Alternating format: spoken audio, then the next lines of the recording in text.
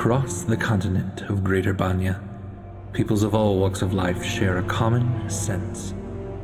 The sense that something is approaching. What it is remains a secret to most, but they can feel it. Rumors of sickness spread in the south. A mountain flies in the west. An army of living flame marches through the desert sands, leaving a line of glass as their trodden path.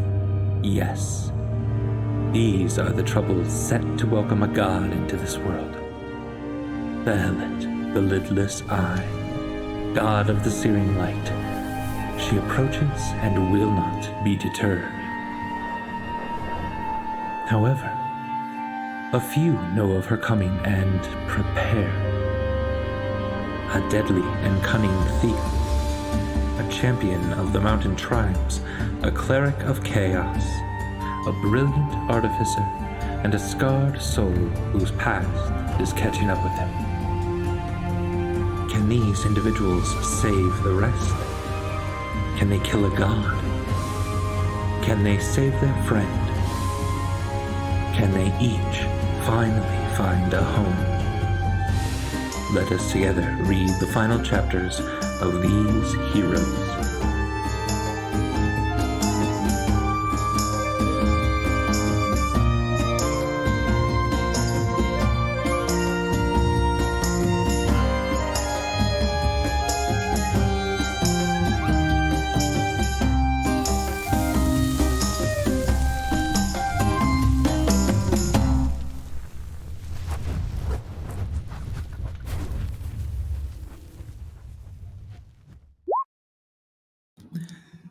Hey there, and welcome to Goats and Dragons, the stream where Helpful Goat Gaming plays Dungeons and Dragons, a game of shared storytelling where I make my friends leave the safety of a quaint seaside town. I'm Andrew Gilbert, he, him, but tonight, I'm your friendly neighborhood dungeon master. Is this a cool tone? Are we comfortable with this? This is Shatner doing a Pantene Pro V commercial. Yeah, this is very sensual Shatner. Yeah, this is like Shatner Pantene Pro V Shatner spot. Yeah. Anyway, with me is Galway playing the Tiefling Sorcerer Charity. Hey everybody, I'm Galway. My pronouns are he, him, his. I play Caloran Charity the Family, whose pronouns are also he, him, his. Adam playing the Halfling Rogue Burbage Kemp. Hey everybody, happy to be here. My name is Adam. My pronouns are he, him, his, and I play Burbage Kemp, whose pronouns are also he, him, his, and also I respond to they, them, theirs. I did that all out of order. Goliath playing the Barbarians Lena Stormbringer. Really? That's what we're going with? We're doing things out of order now, Lena. I'm going to do things mostly in order, thanks, though. Yeah, I'm Lena. I'm playing Stormbringer, and Stormbringers and my pronouns are she, her. I ruined it. You're good. No, you're good. Clem Artificer Gnomish the Plane. Rachel. Hello. Playing am I Gnomish. I can't do this. Anyway, I'm Rachel. I play Clem. We're both she, her, hers. Fuck you, Andy. Back to you. And Hikari playing the Tiefling Darcy. Yeah. I'm basically Hikari inside, so whatever. Yeah, I'm Darcy. My pronouns are they, them, theirs, and Hikari's are she, her, hers. I do not have a song for this week, but I have an idea, so there will be one for next time. Ooh. And hey, welcome to our live recording of the podcast Goats and Dragons. We now have 3 podcasts that you can listen to. Goats and Dragons, which is our 1 to 20th level many-year campaign featuring this group right here. And we also have Helpful Goat Gaming Presents, and that is where a podcast where we have some shorter campaigns, some shorter one-shots, and right now we're highlighting the World of Tyr, a sort of interlocking campaign between one-shots and shorter campaigns that's run by Galway. And it's brilliant and fascinating, and I can't wait for the next version of that to come out. Also, we have Diamond Dragons, which is a 25-episode campaign where we played D&D with actor Dominic Monaghan, which is awesome. Totally. We are also affiliate on Twitch, which means you're able to cheer and subscribe to us. If you were to want to support us, you can type the exclamation point KO-FI in chat, and that'll get you linked up to our coffee page. And you could also type exclamation point merch, and that'll get you linked up with our merch page where we have Helpful Goat gear and stuff, and a whole bunch of like artwork and cool things that are associated with our various streams. So you can support everyone like that if you'd like that too. And hey, if you like just us and you're comfortable with the energy that we've brought tonight, you can type exclamation point Discord, because our Discord is super sexy. Super sexy. No. It's a little sexy. Well, yeah. Well, you know, not too much. No. Not too much. No, it's goofy. We're wild and weird, and we play games there. We watch movies together. Rachel reads to us in Reading Corner. Just all kinds of things that we do. That's basically our main hub of our community, and we'd love for you to join.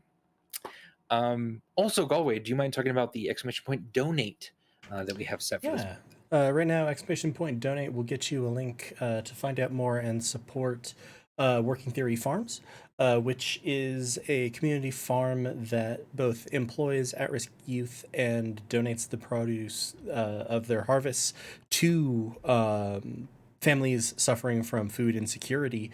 And along the way, teach the kids who work there a lot of job skills, put them in leadership positions, and expose them to businesses that volunteer in the community and actually put them in charge so that they have real world connections, soft skills, and a whole variety of things. As always, we encourage you, if you find stuff interesting with that, you could also look for a community farm in your area, which might be doing something pretty similar.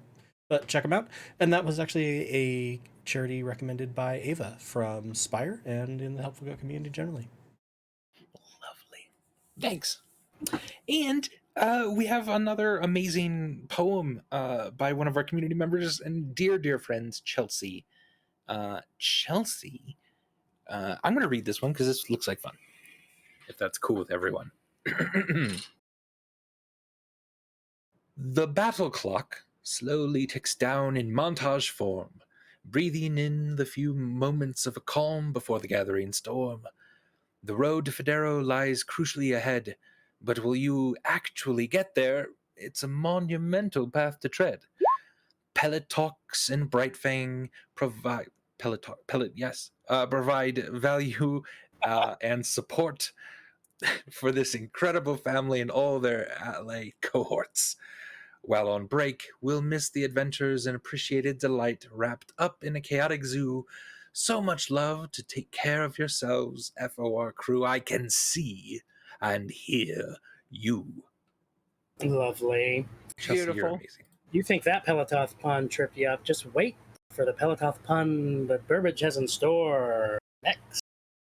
It's Oh my. locked and loaded. We might not get to it tonight, folks, but consider this a teaser. Teaser. Andy things to come. knows. Andy knows. I told him while we were playing Rocket League. Yeah.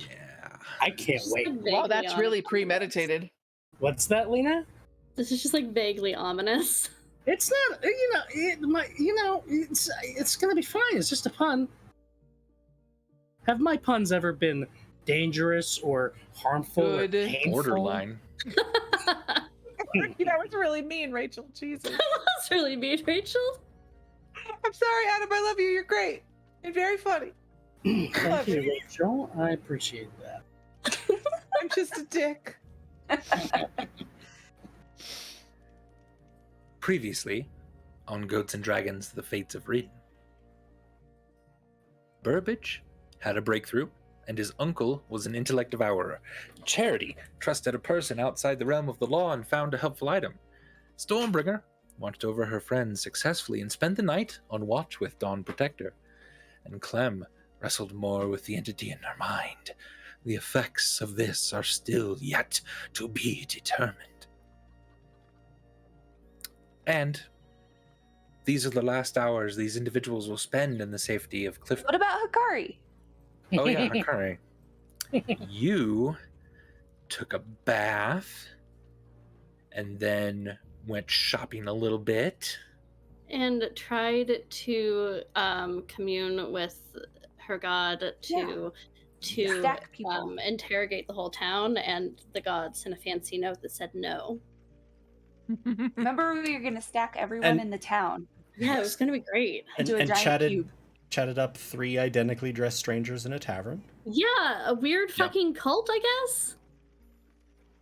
Yep. See, very important things that you just left out. Just saying. Okay, Not wrong. you can Plus, move on. I'm not sure I'd describe Burbridge's last session as being like a full-on breakthrough. I think he's breaking through. Do you guys want to write this recap? Also, don't forget Clem told it a really amazing. It's fine. Limerick. Hey, Andy. Yes, You were saying? that was a Limerick. great That was a limerick. really important limerick. And Clemerick. A Clemerick. Again, have my Oh, puns it ever been hurts. paid? Okay. But hey, so these are the last hours these individuals will spend in the safety of Cliff Mill. The plan is, at least in the crisp light of morning, to leave for Phidero to find Hikari's lost possessions, Charity's lost past, and in the midst of all of this, something to kill a god and free their friend Vimeris. Unless there's anything crazy you'd like to have happen overnight. I just want to say one thing. Oh, please. Nothing crazy, but so when we were shopping, this is kind of metagame. When we were shopping, I didn't know I had more money because remember, I didn't know that, like. True. So can I put down that I bought a couple more things, or can I ask if? Yeah. Yes. So like, would I be able to get any diamonds or diamond dust here? You would. Basically, between this and the caravan outside, kind of any amount of diamonds that you need. Nothing over 500 gold pieces for a single diamond, but anything Okay. else basically you can find. Let me look here. Yeah, if I could get 200 gold pieces worth of diamond dust Sure. and 1 300 gold piece diamond. It's yours. All right, thank you. Also, if overnight the DM could just check that Bright Fang is accurately entered into Burbridge's sheet, that would be great. And we'll all go to sleep while you do that. Yeah, we will. Lovely. Let's. Have we ever role played our characters sleeping on camera? I don't think so. What does Burbage look like when he sleeps?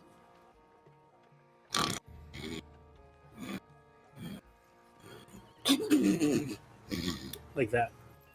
What's with the like shaking? It's supposed to represent his dynamism as a character. Or the DTs. What are DTs? The DTs. Oh, I was making a bad joke about. It's what happens when you withdraw from alcohol. Oh, Like you shake and all sorts of hallucinations. what is it? What does it stand for? Delirium tremens. What is it? Tremors? Do you know Tremors. what is it? Tremens. Tremens. That's it. He It's gets just- those. Yeah, it He was gets- a bad joke. Sorry. He gets the Diefield tremors. There you go. Lovely. Oh, yeah, here we go. Do-do-do-do. So I put in a short sword +1, Andy, and I looked at the description of Bright Fang, and I put in the additional 3d4 cold damage. Beautiful. Think it looks right to me, but just you can double check it sometime. Yep. I was looking there. Cool. I think you're good. All right. So as you awake in the morning, you are each in your respective places where you slept the night. Does my head talk to me at all while I sleep in dreams or anything? Not that you're conscious of. No. Okay.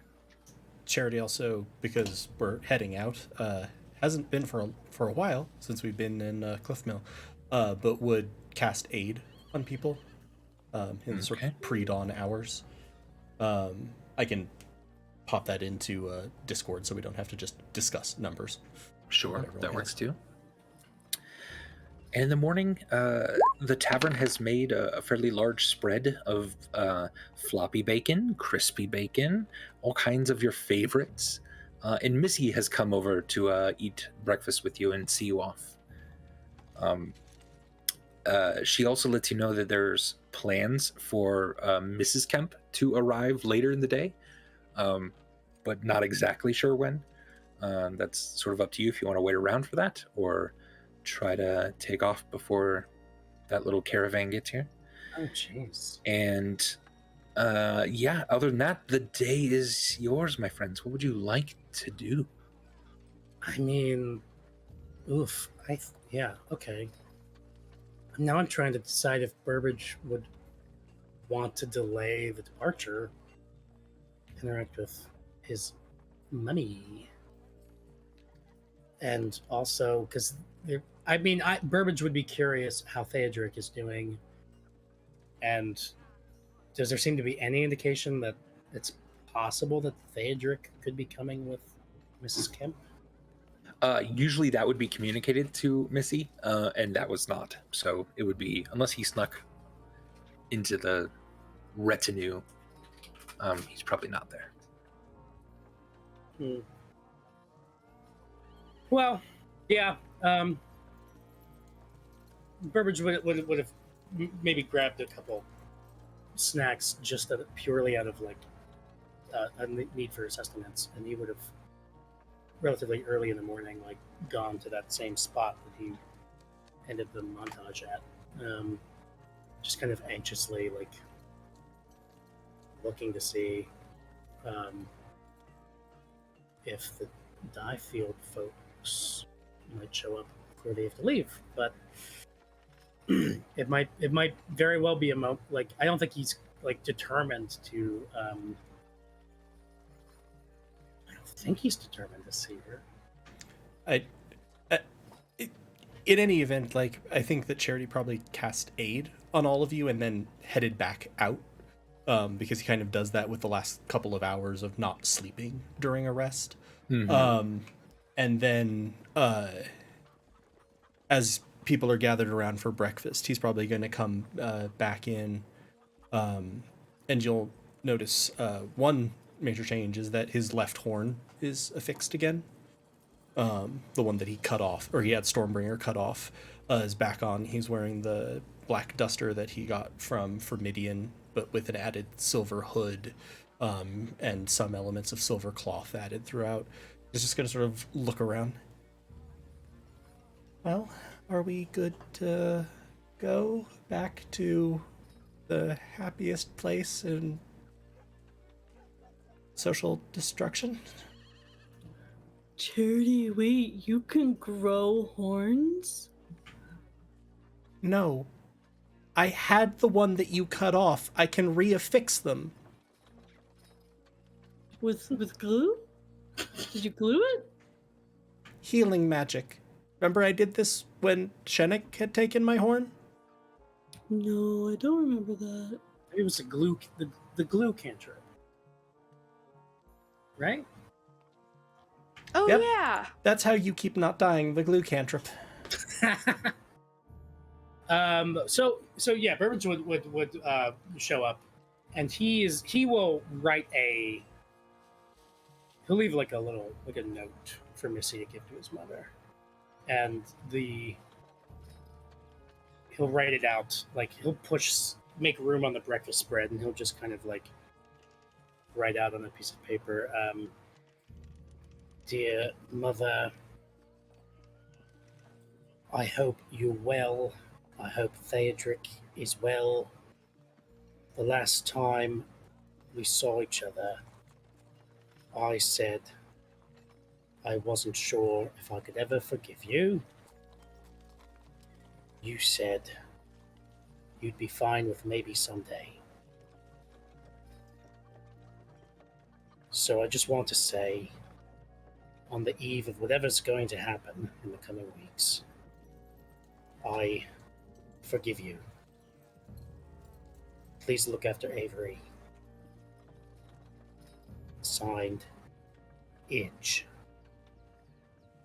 P.S. Let's talk about Dad someday and his git of a brother. All right, that's it. Okay. Missy takes that, folds it up, and keeps it safe. Clem would like to turn to probably Charity. And just, can I get a bit of a refresher of, I've never been to this Phidero place. Y'all seem to have a lot of history there that I feel is maybe important for me to at least know a little bit of, who I should try. I mean, I can just feed off of what you give me when we're there, but what kind of things should I know? What should I be prepared for? That kind of stuff. So the city of Phidero is, imagine if you took a money lending racket and combined it with a religion. That's pretty much how the Temple of Rin works there. So basically all religion. Yeah, pretty much. So they more or less run the city. Most of them are complete assholes who may also be legitimately evil. Yizak, legitimately evil. He's responsible for Fireblight. Honway, absolute asshole, might be a good guy. Still an asshole. Did I tell you guys that, did we tell you that we saw Yizak? You what? What? When? Yeah! During our horrific incarceration in the city of Vargelta, Yizak was one of our captains. He seemed to be slightly in charge and also very much a dick. Yeah, total dick. Do either of these names sound familiar to me, Andy? Sorry, say it again. Do either of these names sound familiar to me? Give me a history check. Okay. Also, I'd say, let's walk and talk, guys. Let's walk and talk to the teleportation circle. All these details. I make Wait, the circle. Yizak is like in charge of the Red family? Yeah. Yizak seems to be probably in communication with the Red family. Do we think that the Red family is working for Bahala or for a different faction? Seems pretty tied into Behelit's faction. They might be more folded under Boreer since they seem pretty obsessed with that guy. But Boreer seems to have thrown his weight behind Behelit. And with a 9, Clem, you've not heard of this. This is not even heard of the city, really, outside of your friends mentioning it every once in a while. So let's see, what else do we know about it? Entirely shut off, that was probably partially the responsibility of Ponway. Seems to be very cold, that's probably related to some of the things that we did earlier, and it's stopping the fire elemental army. Sand Quarter, full of good people. Probably the only place in the city full of good people. Poor, but hardworking. I lived amongst them as a doctor for several years when I had no memory, and worked for Behelit. Yeah, it was a weird time. There's a lot of history there, it seems. Yeah, fair amount. Burbage has spent a fair amount of time there, I think, working with the Thieves Guild. Stormbringer, I think, had sort of just shown up when we all met. Yeah, I only got there like a couple months before because I was exiled from my tribe, so I was wandering around. Oh, and fun fact, I also may have spent much of my early life there. As the memories are filtering in, there's a lot more with sand than I was expecting. So he has a big emotional attachment. I think Hikari has at least like a physical attachment, kind of, because we got to find some of her stuff, and Yeah, I my don't necklace. care about it. Yeah, your necklace. Hikari, big goal, get necklace. Overall big goal, acquire Hellfire.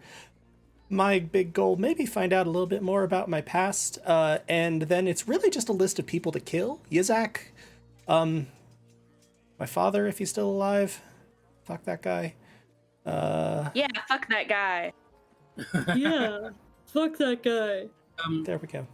Burbage sort of chuckled at the with the Thieves Guild thing because I think Burbage has a complicated relationship with the Thieves Guild. But now I'm trying to remember. Did I had Burbage kind of do something Thieves Guild related that happened on stream, right? Do we remember? Did he like do something? Did I say something? You were in contact with members of the Thieves Guild, including the butcher that lived downstairs. Yeah, but like in Cliff Mill, did I have Burbage yet kind of try to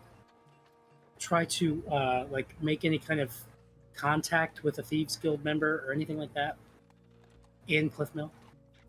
Does this sound familiar to anybody from the last few sessions? Oh, from the last few sessions? I don't think so. The only thing that sounds familiar to me is like in Galway's like spreadsheet plan is he wants you getting in touch with the Thieves Guild, but I don't think we did that here. Well, that was Andy. I think had suggested that was a person to a possibility.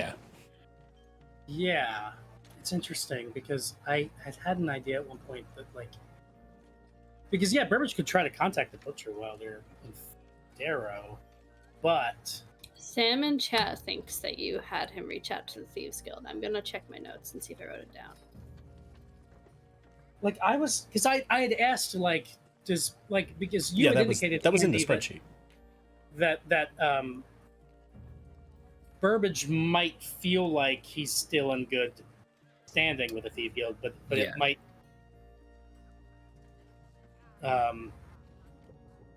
Okay. Well, let's. I'm just worried about timing and shit because everything's gonna have we have teleportation circle travel, but if Burbage wants to try to put a feeler out or try to get Thieves Guild kind of support or buy-in into the coming battle, I don't know the logistics of how that would work. The Thieves Guild has people all over, presumably, right, Andy? There are many Thieves Guild in the world. Or it's just the Phidero Thieves Guild. Right, the one in Phidero is the one you have most contact with. Though, your skills and your understanding of Thieves' Cant would allow you into most circles. This one, you have a complicated past with. Some good, some bad. But at the same time, is also probably the one you'd most likely be able to leverage into fighting. Sure. Yeah. Let's say that Burbage... I would like to suggest that Burbage suspects that his very public announcing of himself in many different situations over the last months,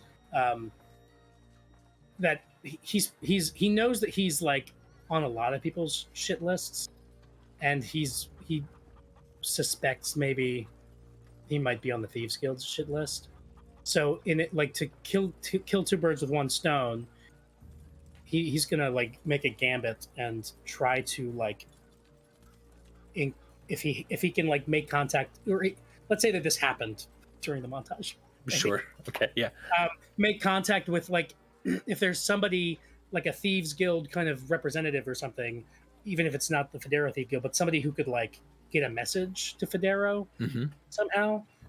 Burbage would try to basically use his presence in Cliff Mill as bait, maybe. Also trying to flush any. This probably doesn't make any sense. This isn't the way anything would work.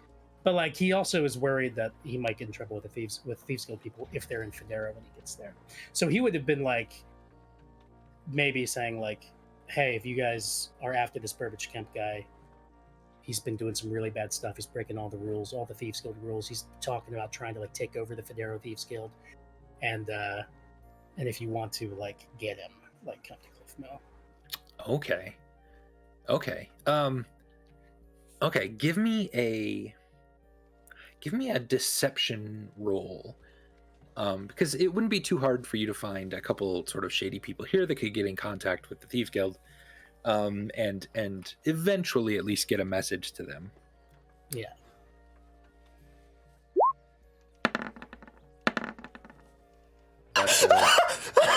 That's a Did I just? that's a very rare crit fail for a halfling. Although technically, what do you have something on this where it's a reliable talent or something? It might be, but Which means I that will say, any die roll of below a 10 is a roll of 10. Right, yeah, no matter what. whenever you make an ability check that lets you add your proficiency bonus, which Deception I do a proficiency, I can treat as a 10. But it is really It's funny that telling. it's a double crit fail. The only other time I think that this has happened, or at least the last time it happened, was when he drew Bright Fang on the ship, and Yup. started a whole fucking thing. So yeah, I almost, you know me, I'm more interested in the crit fail than I am in the 10. I'll take it as a 16 with the crit fail Rider of a caveat crit in fail. there. Yeah. Yeah. Okay, thank you. Yeah. Okay, so yeah, you've done that then too. I'd also like to say that we're sitting around the breakfast table, and I feel like just like Hikari's opening songs occur in real life, Adam's like meta ruminations occur from Burbage in real life. So we're all just kind of slowly stopping and looking. I'm like, okay, so During the that was. montage. Just gonna look at that was a whole part of it, along with some other stuff. Was Burbage like murmuring in an American accent? Yeah, pretty much. He's doing a voice. We recognize his voice for when he talks sometimes about HP and stuff. That's very unsettling.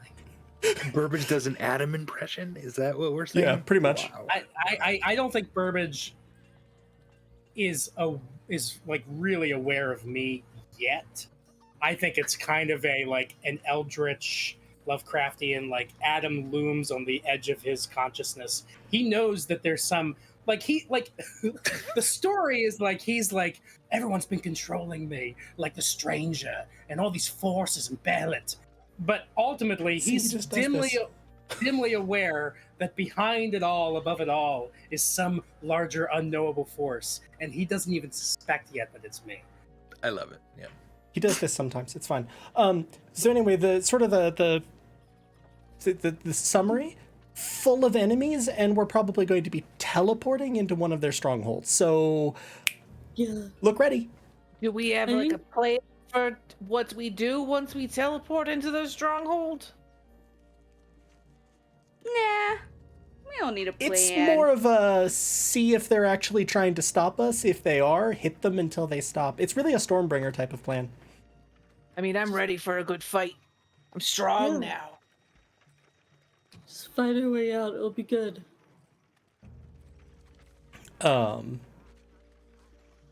Yeah, I think that Charity's probably at this point. So real quick before we leave, I'm gonna who's tending bar? Wolfa. I'm gonna be like, Wolfa, fill up all of my flasks. And I start taking flasks, like, just, I don't know, just an unreasonable amount of flasks from my person. Just like boots and like bodice and I don't know, like, I have like thigh strapped to my thighs. And yeah, I fill all those up. So you watch him. He takes some fairly nice whiskey and starts filling them up. He puts the bottle down, gets a vodka bottle, starts pouring the rest. Heat. And then there's one sort of little small kind of leather flask you have. And he actually removes something from his jacket and kind of like makes eye contact with you as he pours that in.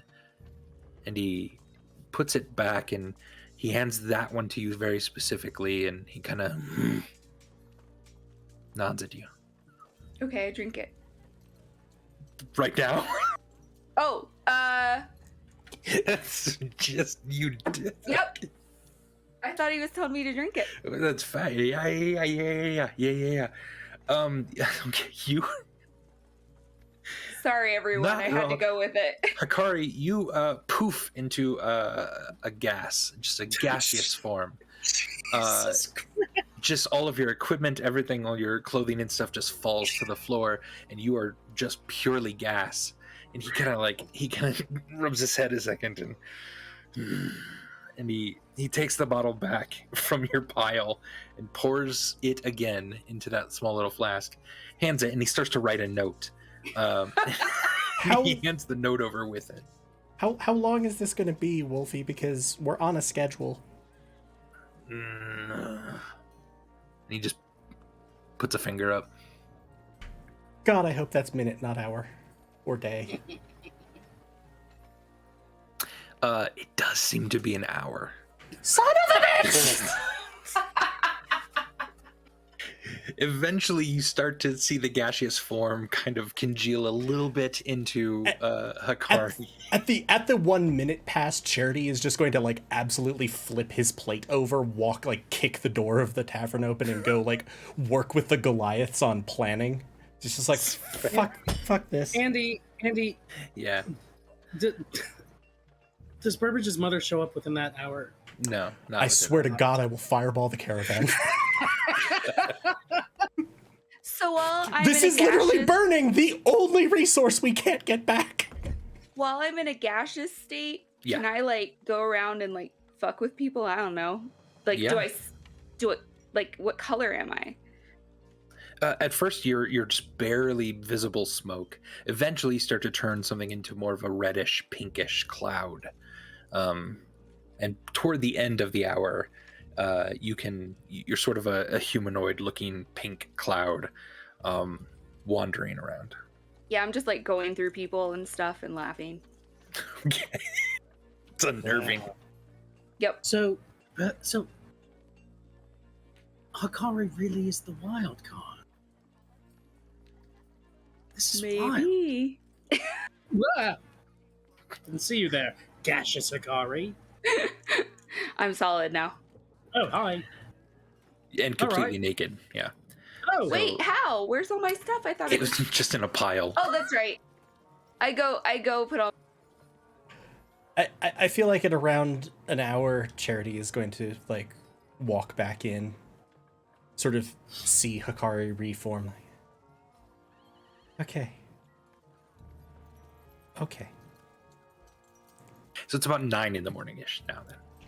So, are we gonna get going, guys, or what? I'm like putting my belt on. Like, I buckle my belt. And I smile. Take her to the ethereal plane and then come back.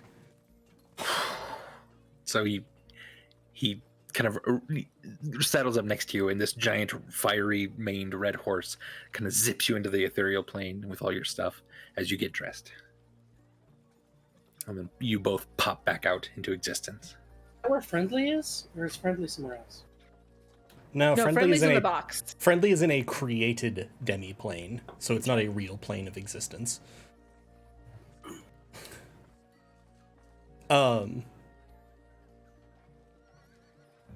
So I think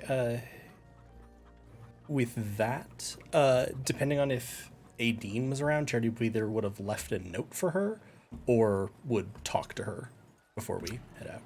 Sure. You could Yeah, have been she's doing around. that during that hour. That's true, yeah. So Could have done only that during the 9 hour. leave. He wandered away to go, talk with the Goliaths, talk with Sir Bonaventura, then stop by Aideen's to get the last couple of things that he might need there.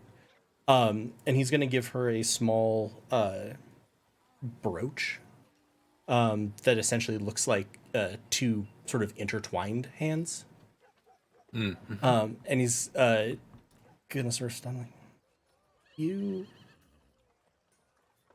came to kill me because of who I was. Inadvertently saved me. And then you told me that what mattered was what I did next. Even if I was bad before, which I certainly was, what I choose to do next is what matters. I think that the next is a little bit, set at the moment with the whole fate of the world, God thing. But assuming that we live through the Fire Nation attacking and everything else, maybe we could think about the nexts together?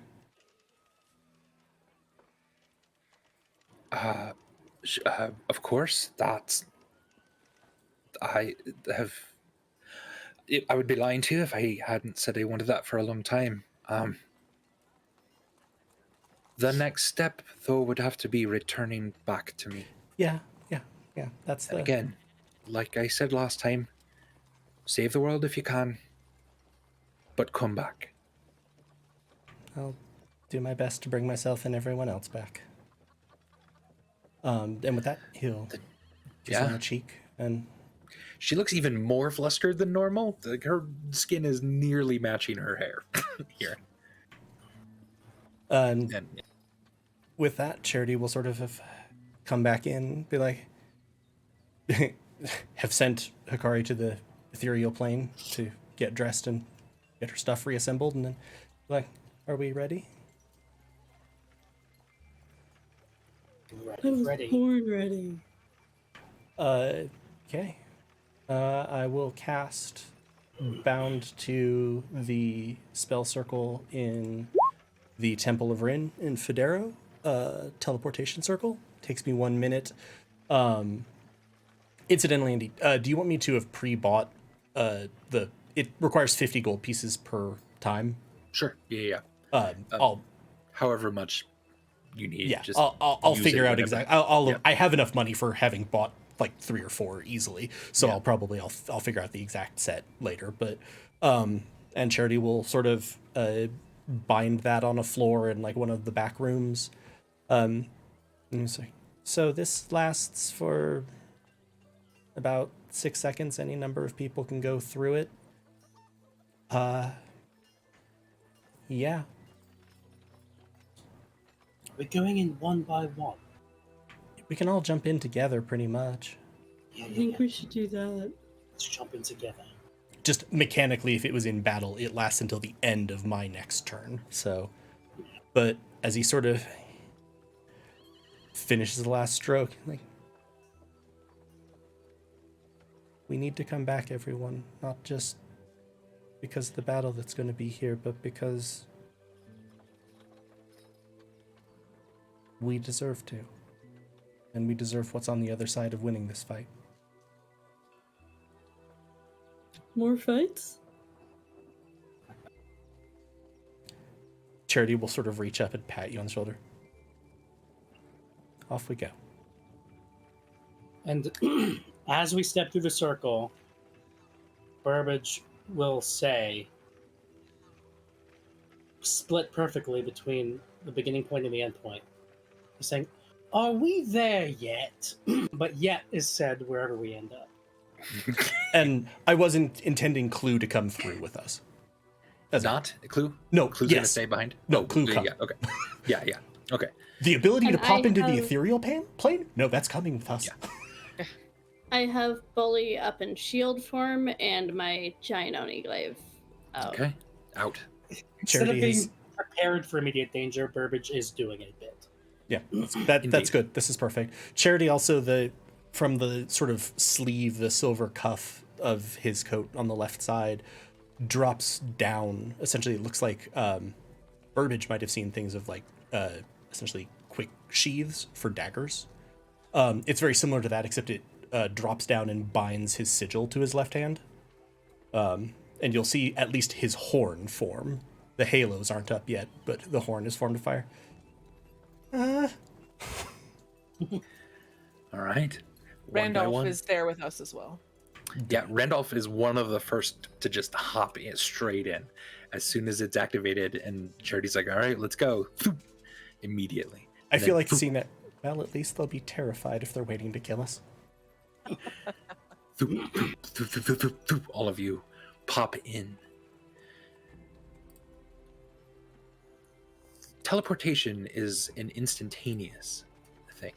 Immediately, you should be somewhere else. However, I echo Adam. in this moment, Charity, you feel almost a twinge, a tug of something. The circle it feels almost like it's out of bounds, like as you're traveling there in this instantaneous moment, something is blocking it. Something is blocking you from trying to get there. also in this weird moment where all of you are kind of one and together in this liminal space, you hear a bit in your head. I don't know if we've spoken, but I could help you if you need. Would you like my help to get where you're going? Seems like there's a problem.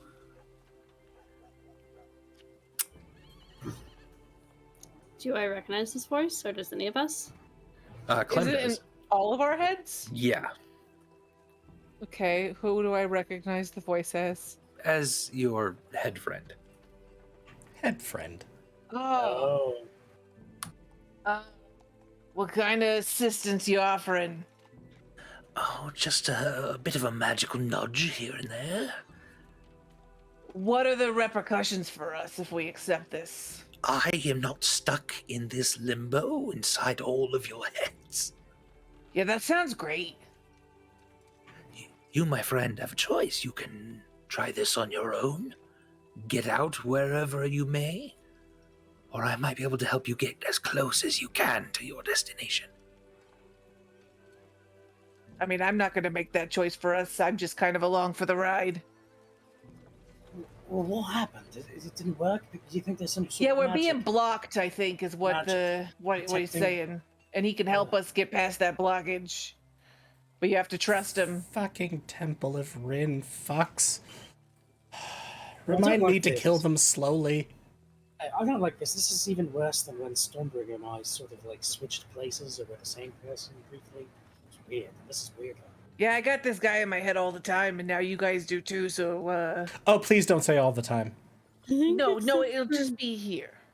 Except for the guy that I don't like or know, this is kind of nice because I can keep track of all of you really easy. This is good. Yeah, but then we can't save the world. So, Oh, how do I feel like there's anything I can do? You feel as much as you can. I just need an Arcana check from you to see if you can just kind of bend this magic to get as close as you possibly can. And what do I think, from my sense of it, what would head friend be offering? Which is Help really just with turning it, this yeah. into calling him Max Headroom. Yeah. he has a name, doesn't he? It's not head Yeah. friend. That's a reference. Any of us remember his name? No. Starts with a K. I have to look it up in Yeah. all my Does it? lore. Kissinger. Pretty sure. Oh, Kremwall. Yes, Cromwell. I think I always thought that started with a C. That's why I was Yeah, confused. me too. Oh yeah. So what do I think that he's offering? Help with that, essentially. That he could help you with your role. Kind of. Do I mechanism. feel like, in my knowing of him over these past, day or two, can I, like, insight check and see if I feel how I feel about the trustworthiness of him in this moment? Sure. I mean, we've chatted some. I have some views on him. We're all incorporeal right now, right? Yeah. You're all whipping as infinitely fast through just a 19. white space. 19. Yeah, it's really hard to tell. He doesn't seem malicious. He seems like he could genuinely help. This is the best you got. Like, I'm gonna tell you, I know that we started off on the wrong foot with him taking over my body and blowing up that inn. That was bad. But I don't necessarily get the feeling that, like, he's evil. And that, I'm not saying he's good, but I don't get the feeling that he's evil. And I think in this instance, helping us helps him. And so I think that he's telling the truth. So just to be clear, you're going to try to help us get to the Temple of Rin in Phidero? Yes. That circle that you drew on the ground. It's being guarded by things, magics. The whole area seems to be. You might still get in. You'll just require everything we have. Put our minds together, I say. That just made it more ominous, in all truth. Listen, they don't want you to go inside their heads like you're inside mine. Can you assure them that you're mean to? We are all just sort of in this mess together. So once we're done out of this mess, you won't be in their minds anymore, right? No. Yeah, so that's a good thing to convince them of as well. Okay, well, then this is me convincing you of that. You're so likable. Thank you. Somehow I can tell if you had a face, I'd want to punch it. What do we think, everyone? I think that this incorporeal shared liminal space is probably just as unpleasant for him as it is for us. Maybe more so. Maybe he's not accustomed to sharing weird liminal mental spaces with other incorporeal entities. I was more thinking in a thumbs up, thumbs down kind of way. Yeah, thumbs up. Thumbs up. But again, we don't have thumbs. Verbally, thumbs up, thumbs down. All right, Here's my verbal thumb. Do I think I have the ability to cast spells in here? No, not right now. Yeah. Does Clem think that she could flash of genius? No. No. Does this count as advantage then? It wouldn't. It would be plus 10. Okay. To whatever you roll.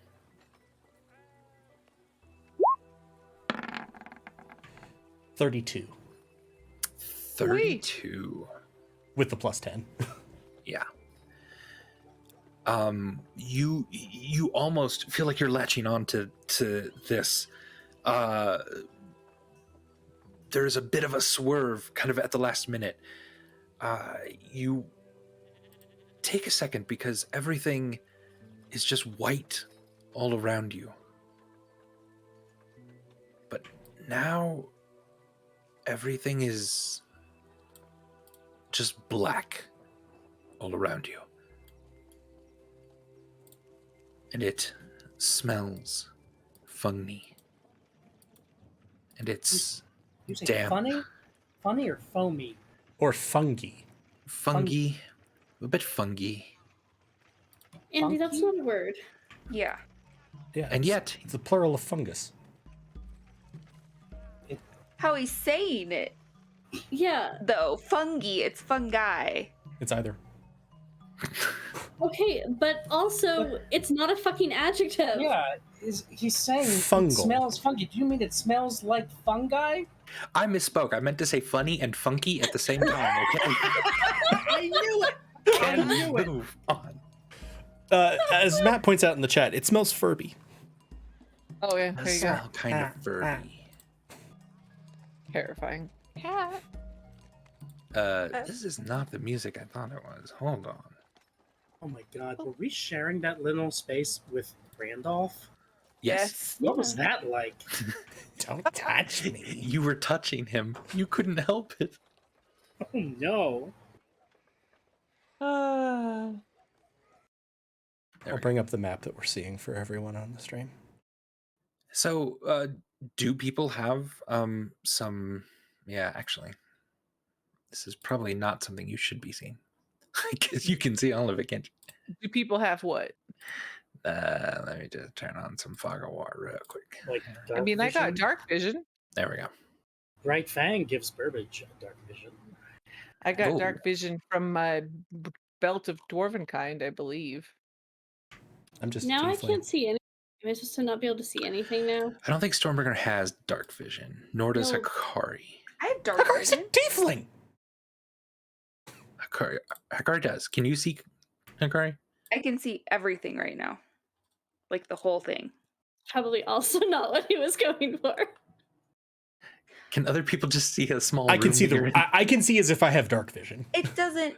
Yeah, I'll just look at it. I just won't look at what I'm not supposed to look at. I'll just. Okay. I see total blackness. I think I should see 20 feet worth of space. 60 feet, right? Well, with Bright Fang gives me 20 feet. Oh, okay, sorry.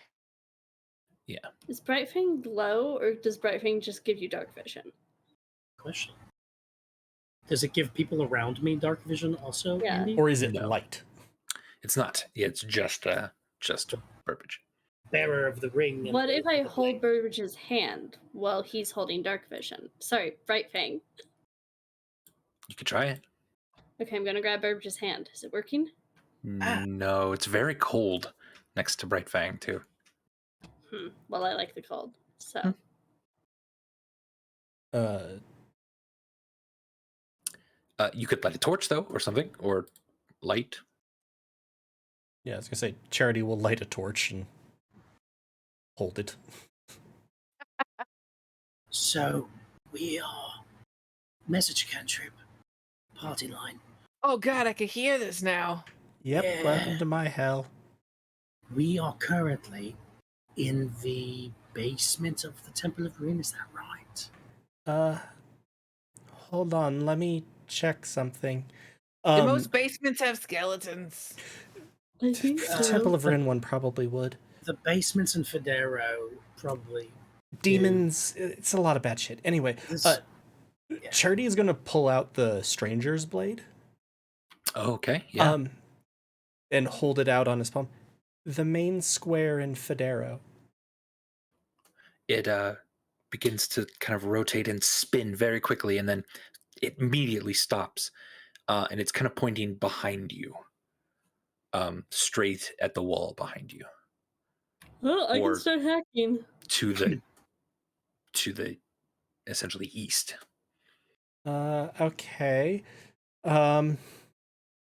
Look, I It- have this battle axe that's durable, so it like doesn't ever break. So I'll just chop through the wall. We'll get there right quick. Charity's gonna surpass Burbage's apartment.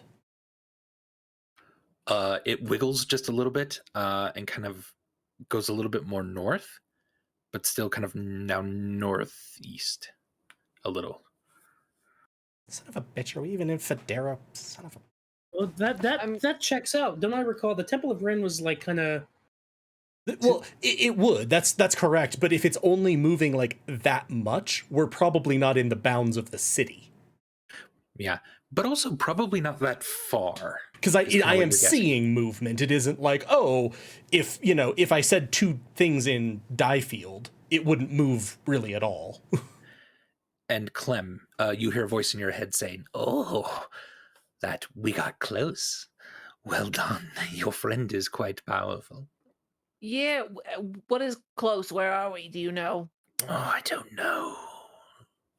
Judging by the area, I'd say we're in a crypt of some sort. It smells lovely down here. Reminds me of old times. I don't know what that means. I don't really want to know right now, but thanks for your help. Yes, just remember I helped you. I mean, you helped yourself, right? Well, little No, but column A, we little appreciate. column Yeah. B. Randolph, can you carry a torch? Don't touch me. Don't Uh, torch you? Look, we're a team here. I command, or I tell Randolph to carry the torch.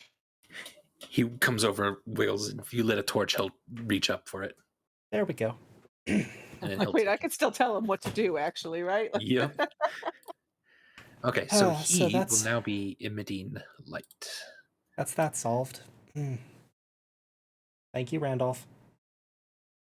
So there's some skeletons, but they're just laying there. So I think they're probably dead. Yeah, the guy in my head says we're probably in a crypt, but that we're pretty close. Oh, Neat, so cool, I good. should start hacking through the wall. No, Well, I don't think we could probably just follow the way out first. That's the opposite direction. But I mean, we'll find stairs and then a door. Charity will sort of Like this. the surface and try to see if it points up or not. It kind of wiggles and it stays kind of level and points now almost straight north of you. Which feels a little weird, but Maybe it must have been interpreting something in the way you were saying that. maybe it was looking for the way out to the surface. That's the wall. I can hack through it. We could, but I don't know that we want to just destroy. We don't know where we are. What if we That destroy could be somebody load who's not a bearing. piece of shit? Now that the torch is being carried, all of you can kind of see a little bit better in this room. There is a really faded, rotten, kind of reddish, what once was reddish carpet, leading up to a coffin right behind you. There are 4 skeletons laid out on slabs on the left and the right. There's a door straight across from you, a very large iron kind of looking door. 2 pillars in this room, a few stairs that kind of lead up to the area you're on, and yeah, you feel definitely like this is a crypt of some sort, and it kind of looks like the main room of the crypt. So Burbage would have been is definitely like sort of frowning distrustfully at the stranger's blade.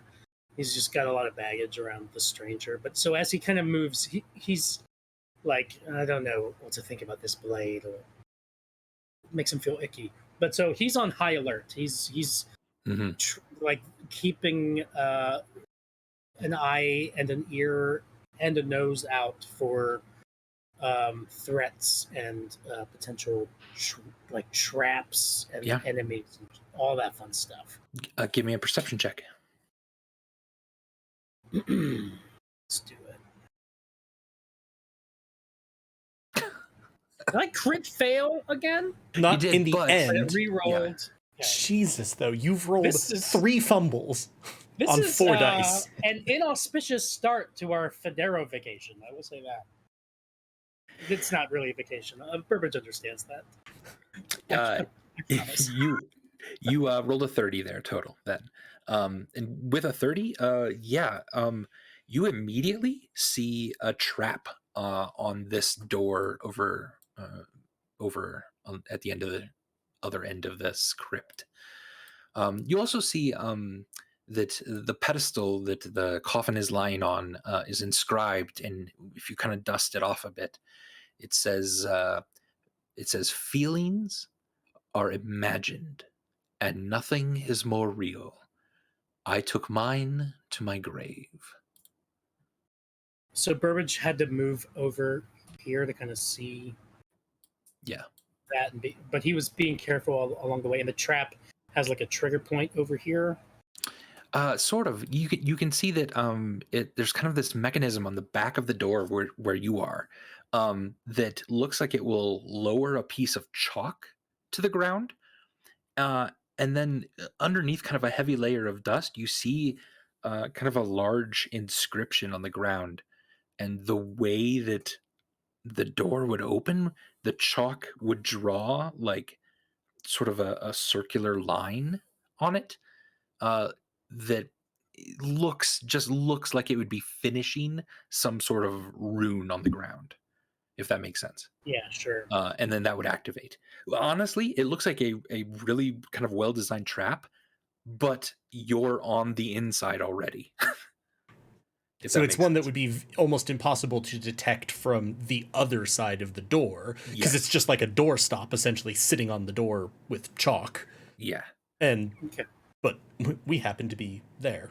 Could you? So 2 things. Could you, Andy, put the text of the pedestal in the chat or something? Oh, sure. And Burbage would motion to Charity like come over here. Could use some guidance with this trap. Charity will put guidance on you, and also is going to look at the runes that he sees, or the what would be completed. Yeah, that looks to be a frost rune that, as soon as it was completed, creates a very powerful frost spell within about a 20-foot radius. Cool, good. Cold magic, everyone. Probably about a 20-foot radius. I like the cold. Well, forgive me for what I'm about to do, Stormbringer. You're gonna get rid of the cold? Yeah. I'm gonna turn out the cold, like that Broadway musical. Spider-Man, turn out the cold. All right, let's stick it. Andy, is the capitalization in this text intentional or? Nope, it's just I've been push to talk a lot, and it's caps lock. Okay, it's not significant. Yeah. So Burbage will try to disarm that trap. Okay. It's not super hard. Give me a sleight of hand check with advantage.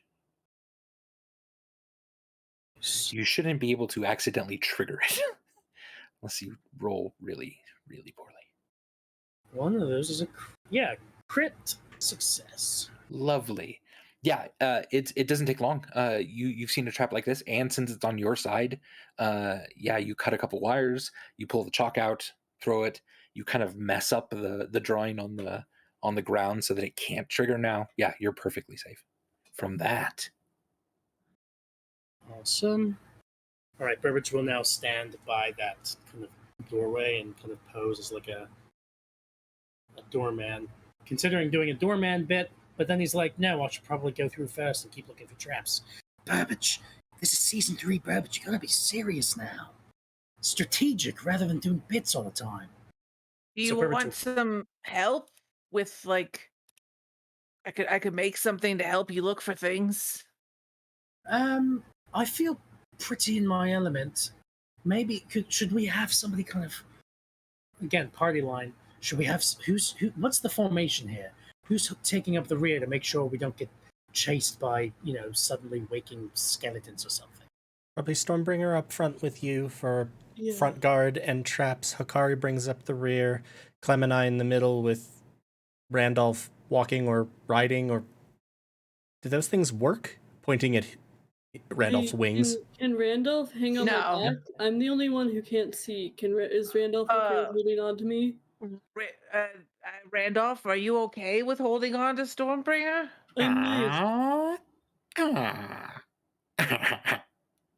Is that a yes?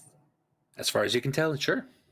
Okay, come on, little grotesque friend. Andy, do I look around and see a tiny? Can I find words? I'm looking for an object, just any random object. Okay.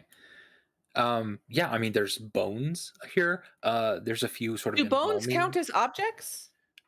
Loose bones, I'd say. Sure. It depends on what you're. It has to be tiny. A tiny object. Yes. There's also a small, a tiny non-magical object that isn't attached to another object or surface. Then there are small, like, instruments, kind of embalming and mummifying instruments in here, that you could use. Oh, cool! Like what? There's a small kind of phalange with a hook on the end. Okay, I'm gonna touch that, and I'm gonna cast, Tiny Servant. Okay. And it's gonna sprout little arms and legs. All right. Sweet. This is really weird. The arms and legs that it sprouts are like incredibly muscular for this really tiny, thin object. Both the legs and the arms. And it kind of gets down on all fours. Beautiful. And I'm gonna just tell it to search ahead for, I mean, not that I don't trust Burbage, but just wanted to search around maybe where Burbage isn't looking to see if there's anything interesting or worthwhile or traps or other things it can point out to me. Sure. Can you give me a perception check for it? For it? Yeah, it's real bad. Perception is wisdom, right? Yeah. Yeah, that's a +0, so they're not actually very helpful. I just really wanted to do this. Yeah.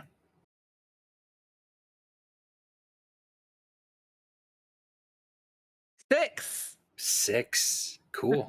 Yeah, it's looking around. Cool. So Charity would recommend that battle line, and it sounds like Randolph will stick with Stormbringer. Can you glue Randolph to me so I can actually see with my token? Yeah, Randolph climbs up on your back then with the torch right next to your ear. Yeah, this is definitely work safety regulation compliant. Cool. Randolph, if I say to snuff the torch, snuff it, but not on me. Aw. Because we might have to get real sneaky real fast, and me screaming in pain because I'm on fire is not very sneaky. Okay, we good? Captain, he's riding Stormbringer's back. I used to ride Stormbringer's back all the time. Remember the Burback Gambit? That was me. Now what is it? The Randolph Gambit? What is it?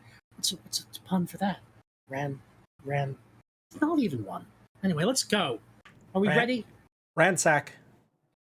Ah. Charity. That's good, and I hate it. Thanks a lot. So, Burbage, I got a little friend who's gonna help you out looking for things too. Oh, I'm just And this god awful muscular little instrument like runs up to you as fast as it can. I'm just picturing it doing like bodybuilder poses. Like it's It just does a few doing one of push-ups. the sets of like. Yeah. He's with us for the next 8 hours. So all right. Hey, little buddy, do you want whatever to we ride- need. Do you want to ride my back? He gives you a big old muscular thumbs up. Yeah, all right. I've never been on this side of things before. Hop on up, buddy. Oh my god, I'm just gonna keep creating weird NPCs that Andy has to manage. He Andy, crawls. can you please attach Randolph Scalesy. to my body? What? It works too. Because Lena can't see. Oh, right. Yeah, so I either need control of it or I need it glued to me. I think I can Glue give you control. cantrip. Glue Okay. cantrip comes in handy.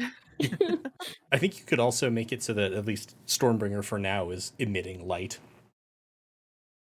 That would probably be easier. which Yeah. might be the Oh, yeah, fastest probably way of easier. doing it. I will just remember that Randolph is with me. Yeah. Let's do that. Hold on. Da-da-da-da-da-da.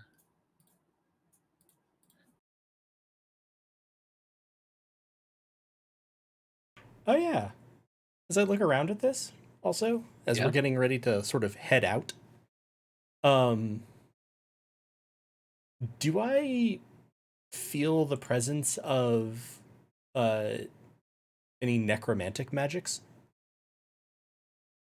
How far and under what circumstances? Anything in this room? Yeah, like checking this Yeah. room. You do not. Okay. So just before we step through, this is a door that Burbage is like about to open. Yeah. Or something. Burbage will take one last look at the words on the pedestal. It's what languages are they written in? Common. Common. And does it sound familiar? Has Burbage ever heard these words before? Feelings are imagined, and nothing is more real. I took mine to my grave. Give me a history check. Yeah, I'm just curious. History. Doesn't have advantage. Yeah, it's a 7. No. Yeah, don't really sound familiar to you. All right, he'll just keep that in the back of his head. Feelings are imagined, and nothing is more real. Huh. And he'll open the door. All right. It takes a good amount of strength from you. He'll But you turn to can. Stormbringer immediately, like, I'm too focused on thinking about these weird words. Will you open the Yeah. door, Stormbringer? Yeah, I got it. Yeah. Between the two of you, they creak open with a really low creak. All right. We'll proceed with the same level of committed alert. All right. There is a kind of old but fairly sturdy stairway made out of stone in front of you. Some of it has crumbled over the years. You must be in a very old crypt. And it kind of curves up to the right, to the north more.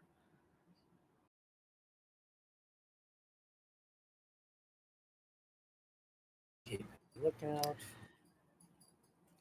You then see kind of a door that has been broken in the middle. And you can see barely through that break into a rather large circular room, Burbage. The smell of decay is not quite as nasty up here. What does it look like caused the breakage? It's broken in this way, like something has been trying to get in. But I mean, it's big enough for each of you to Yeah. fit through. But yeah, Okay. If that's it right. looks like something was trying to break in, Burbage is gonna peek through that hole to try to see if there's any, if whatever was trying to break through is still in this next room. Give me a perception check, please.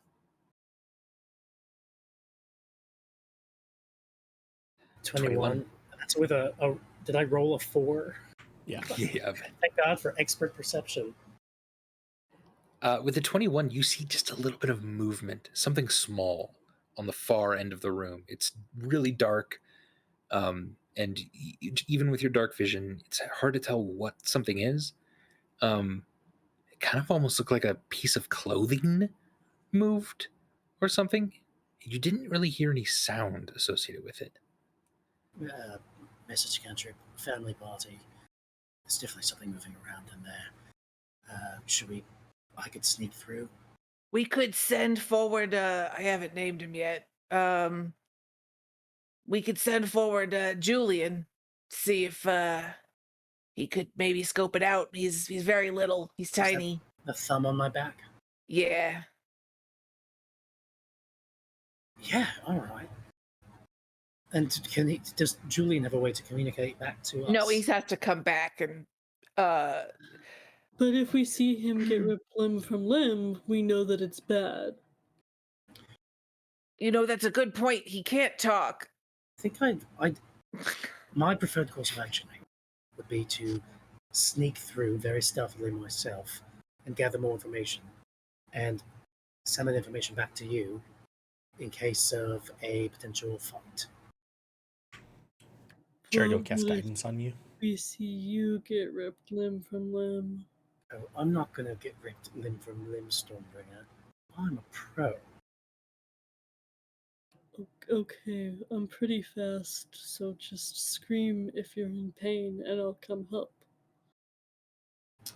All right, Burbage will sneak through this little breakage in the door. All right. You step out into this circular room. On the left end of the circle to you, so north, is a small door. There's a kind of on that northwest side of the circle is a staircase leading down a little bit. And the room is just kind of filled with like pots, broken shelves. Looks like maybe this place has been ransacked and looted over the years. There's not much. He's looking specifically at where he saw movement earlier. Yeah, right. It was kind of over here in this direction. Do you take any? Are you going in further or just right here? He's dual wielding stealth and perception. Okay. He's trying to stay alert while also being stealthy. Of course. And also, Julian is helping. So Julian is Alright. helping to look out and will tap him on the shoulder if he, sees anything Yeah. funky. So So before I move, I'm getting a sense of whether there are any threats in his immediate vicinity before getting closer to see what's on the other side of the room. You don't see anything. Like you see it's weird. Like you see like maybe a little teddy bear in this corner over here, like some broken pots and books over here. So you're saying I can move my token out of the spot and I'm fine? Yeah. As you move there though, Jesus, Andy. you feel a tug on your ear, and it's the muscular little servant. And you look over, and it points just back over here to the left, and you now see this tiny teddy bear running at you, Oh, Jesus. just on the ground, just eyes wide, just silently running at you. Deploy Randolph. This is his moment. Yeah, right. It is Randolph. happening. And then it taps you again, and you look over. Another teddy bear is running at you from this angle. Oh my God! This So you have reminds me two of them. my friend Sid in Diefield. his room was full of creepy moving toys. Just Burbage- like nope, he's can't. That's in your heads. No. All right, no bits. As you're saying that, No. the teddy bears reach you. God damn it. Scream in pain. And they immediately jump on your leg. One goes and tries to bite into your calf. Yeah, But it's a teddy bear. It doesn't do any damage. Tiny servant will defend himself. That is one of his things. Sure, yeah, he's up there. He's ready. Nothing's Ready. quite climbing up yet. Yeah. Okay. They're definitely bad Do guys. I see the teddy bears on Burbage? He's not very far from me. Yeah, one's white, and then one's kind of blue, and gold. And they're attacking his legs and his ankles. Do they look dangerous? I mean, they look fierce for teddy bears, but Do But they have look like teeth? teddy bears, not like they're also teddy kinda bears with just tickly. nails grafted on or something. yeah, nothing like that. Like, Just do teddy they have bears. teeth or claws or any way of actually hurting somebody? Doesn't seem to be. The white one has a bow tie. Okay, I'm just gonna whisper to everybody then. What the fuck? He's getting attacked by stuffed bears. Yeah, Burbage's So- initial reaction is to like he draws Bright Fang, and then once he realizes that these are just a couple teddy bears like hugging him, trying to bite him with soft mouths, Let me be clear. They are trying their best to kill you. and it feels like Yes. does it feel like hugs? yeah. It's like Can I one of send those him- moments Oh, sorry. of like, Adam. oh, like all right, he'll just does he get the sense that there's anything else moving in this room? Were these the things he saw moving? Yeah, you think so? All right. So he'll just turn around and, like, with a big shrug, walk back toward the door and just be like, hey, guys, look what I found. Can I cast Mage Hand to try to pull one of them off? Yeah, very easily. You pull one off. It's kicking, trying to get back at Burbage. And then I'm gonna have the Mage Hand come over to close to my face, and I'm gonna try and investigate it. The teddy bear, Okay. if I can. Yeah, you hold it up. It's now trying its best to get at you, and trying to bite at your like nose, but I'll, you're holding it. I'll Yeah, I help bet you and are. I'll help in guidance. Okay, yeah. What do you investigation? I guess. Sure. Would it be, could we say that all of this You're is looking- happening, like, as or after, like, you're all stepping through into the room with me? Like, would that make sense? You all file in and we're looking at Had the you bear. gestured that you wanted us to follow yet? Because you had said you were gonna sneak. Yeah, I don't think I would have I followed. would've- That's I why would've- I sent Mage Hand in to grab it and bring it back. Okay, to all me. right, okay, let's do that. Yeah, let's do that. That's a 32. Okay. With a 32, it has a name tag. It looks like kind of on its butt, a little small tag sticking out. And the one that you're holding is the white one with the bow tie, and it says "Joy" on it. This one's named Joy. Joy, can you stop? Wait, with the 32, all I get is a name tag. What is it? Is it actually a teddy bear? Can I tell if there's anything weird? Like the 32. What else do I notice about this fucking bear? It's a teddy bear. It's got stuffing and stitches, and So you get that it's a mundane teddy bear, Yeah, not I a. get that it's like a fully. There's nothing else So wonky you about can it. give me an other than it's- Arcana check. 'Cause Charity would like to obviously arcana something- it as yeah, we're looking at something is this. going on. Is this I can help with that. is this too. necromantic? It is not. Okay, just for the advantage. Yeah. 13 and oh wait, no, you were helping. Yeah, I Roll said I one could more. help. Yeah, no, I just forgot to. 26 is much better. 27. As this Yeah. thing is still being held in the hand, Charity's sort of like,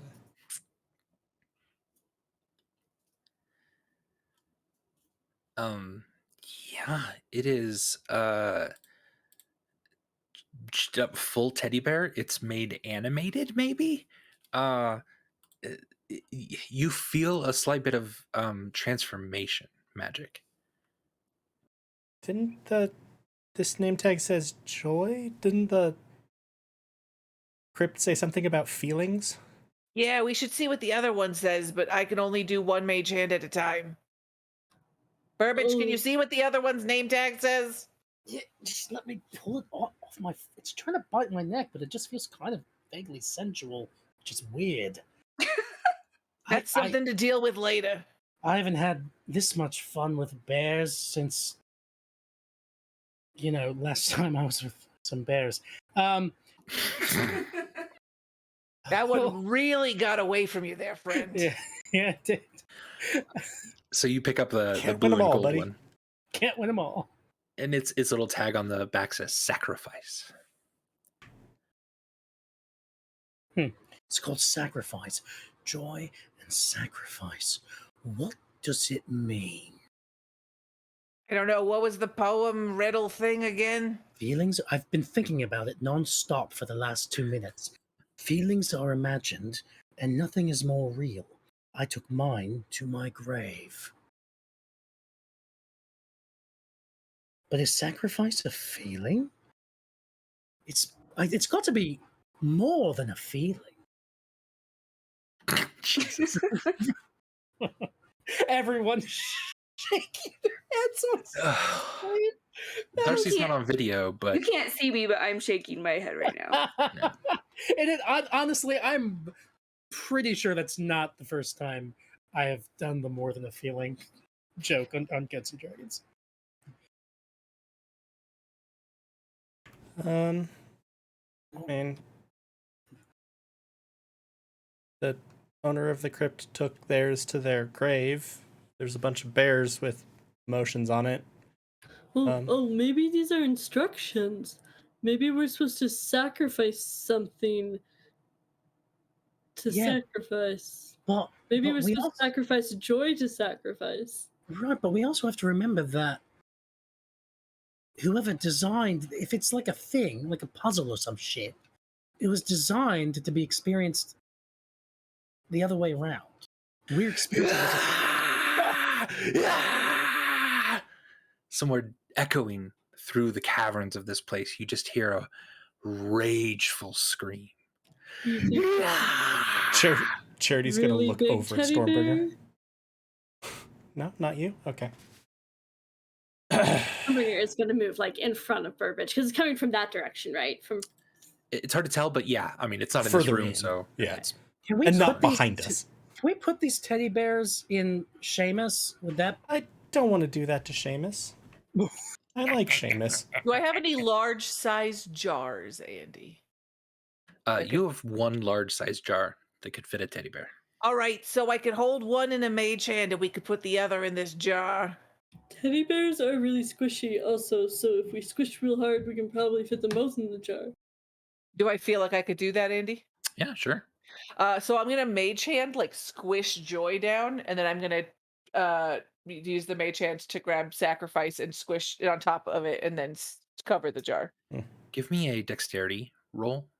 Squishing Yeah. sacrifice on top of joy. The millennial experience. Dexterity. That's a 4. I do have inspiration, but I don't think this is the time to use it. No. Burbage Okay. would maybe offer some help. You see me like struggling with the mage hand. The to try bears and- have been attacking Burbage, and so he would be like handing it off to Clam, kind of in a position to try to help contain them. So yeah, Burbage, you're bringing yours over, and Clem, you're squishing yours down with your mage hand. It's something that's a little weird. You're not exactly that your mage hand sometimes you don't understand how much strength it has. And as you're kind of pushing it down, getting ready for the next bear to be shoved in it, the jar cracks, and then breaks. Oh, that's and one of my best jars. the bottom falls out, and the bear is just going nuts in there. As it's hitting the glass ridges, it starts to bleed a bit. Oh, I I don't like that. investigated you, and you were just stuffing. Charity incidentally is going to grab the so like it knocked the bottom out. Yeah. Charity's gonna sort of scoop that plate of glass up, put it on there, and cast mending. Okay. Fix it, fix it, fix it, fix it, fix it. Also, give me a like a sleight of hand or a dex check. See how well you can do this while this teddy bear is wriggling.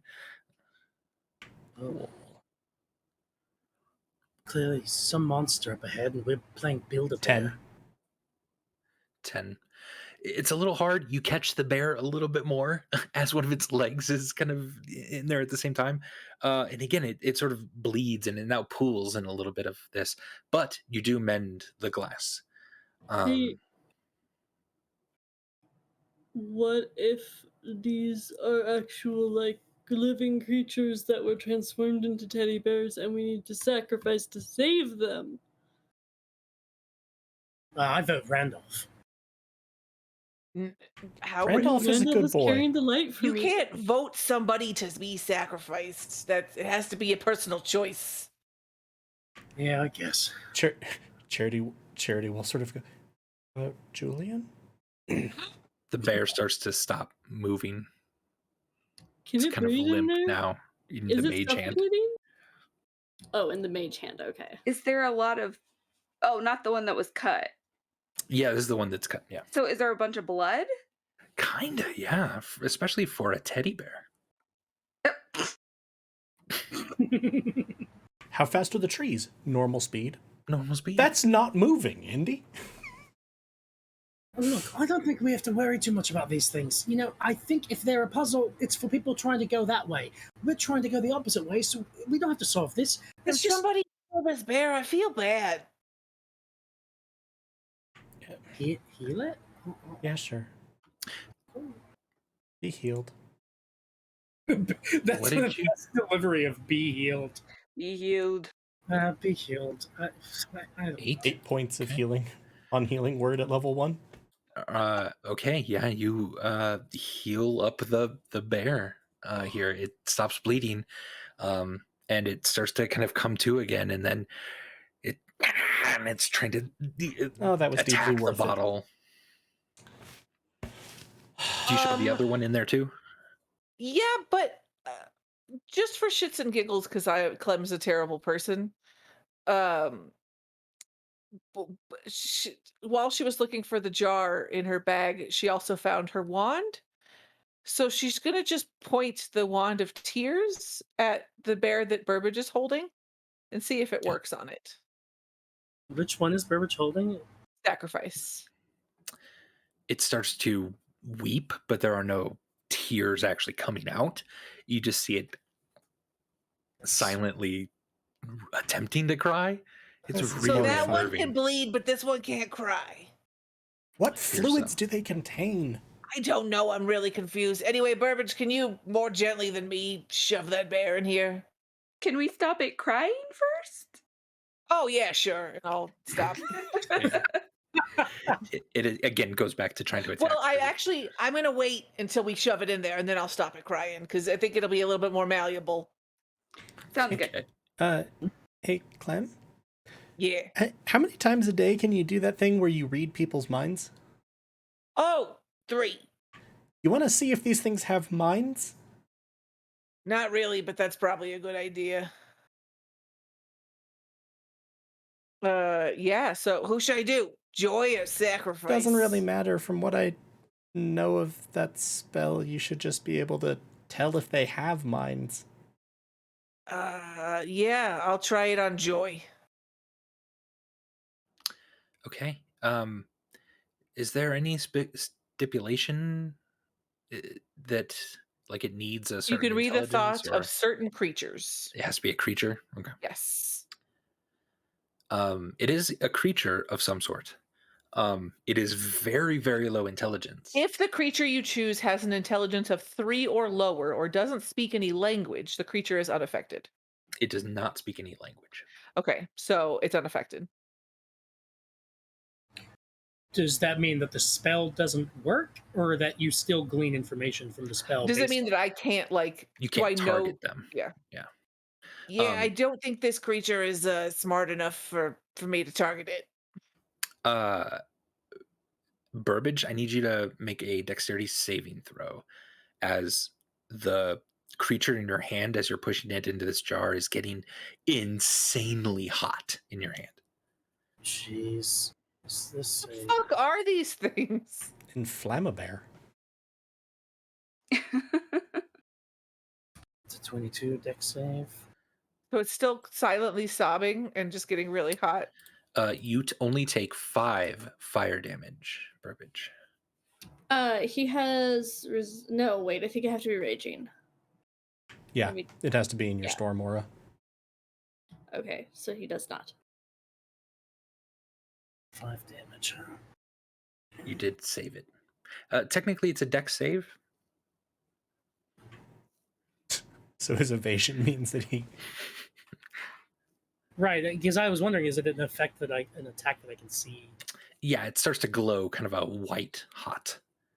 So I take no damage. You take no damage. So as you're pushing it in, you immediately release it, put the jar lid on it, and slam it shut. It has little air holes, of course, because I use this jar to hold weird insects Okay. usually. Okay, sure. Yeah. Charity's going to sort of. That one bleeds. That one gets hot. Cool. These things are awful. I would like to leave this place now.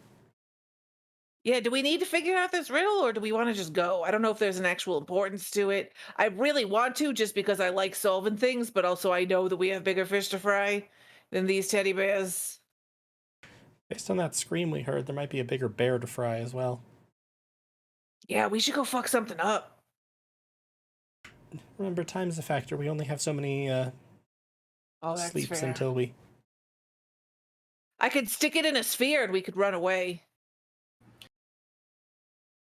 I have the sphere that they can't break out of, so we could just be like pop and then go if it's a big scary thing and we don't want to fight it. What does the sphere do? It basically is that nothing can enter or exit it, like including like I think magical things and stuff. It's the resilient sphere. Charity Oh, at this okay. point is going to draw the dagger and go, the exit to this place. And so it's basically just that I could put it in there and it would just not be able to attack us, so we wouldn't be able to attack it, and we Huh. could just walk away, and then it would, be gone in Yeah. um however the fuck long it takes, I forget, a minute. So we could just be like, bye. if we want. I got it. The bears in the jar are now attacking each other and biting each other. Oh my god, bears. But they still don't have teeth, right? No. One is like pushing the head into the corner and like using leverage to like squish it as hard as it can. I'm gonna just shake the jar. No. You shake it up and they Stop get it. all tumbled. Sacrifice, leave joy alone. Burbage, in the meantime, is trying to get a sense of where the rageful scream came from. Is You there hear another one. And it's not hard. It's not far, but it's down this path. And there's a door here, you said? There's an open door here, yeah. Sure. And which way did Galway's dagger point, or Charity's dagger? It had pointed I just asked it. like the exit to this to this place. right now, then Yeah. it's straight east, basically. So that way.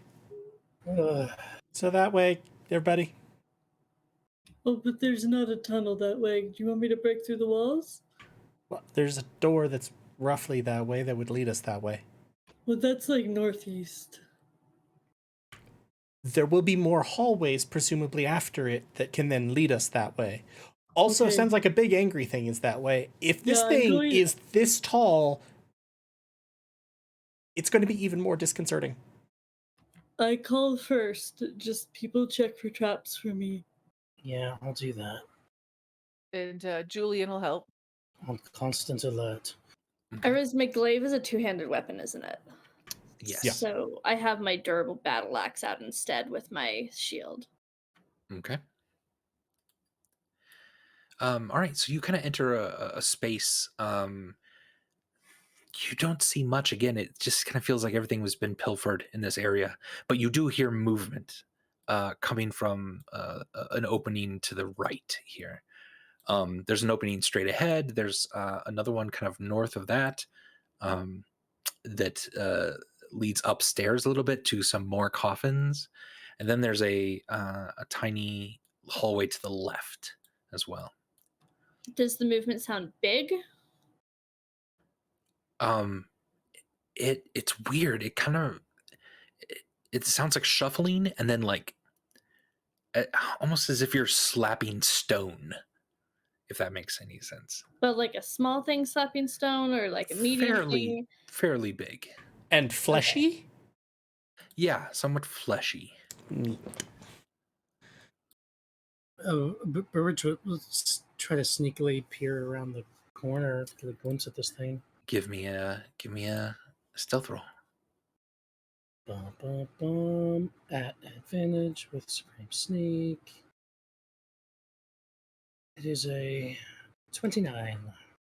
A 29. You're able to peer around the corner and you see two fleshy figures. One with an incredibly large jaw that is just hanging slack, like in front of its chest here. It's just drooping. And the other one has two heads, and they're kind of trying to bite at each other. And this one is in front of a statue that looks kind of contemplative, and it's just like slapping the statue as hard as it can, and you hear it. Okay, these things look scary. Sounds like. Andy. Oh, you're asking if they look scary? Yes. Yes, they're looking nasty and scary. Yeah, Burbage will report back to the group. Yeah, we've got a couple golem-like figures here. It's gross. I think we need to fight them. I can try to do a sneak attack.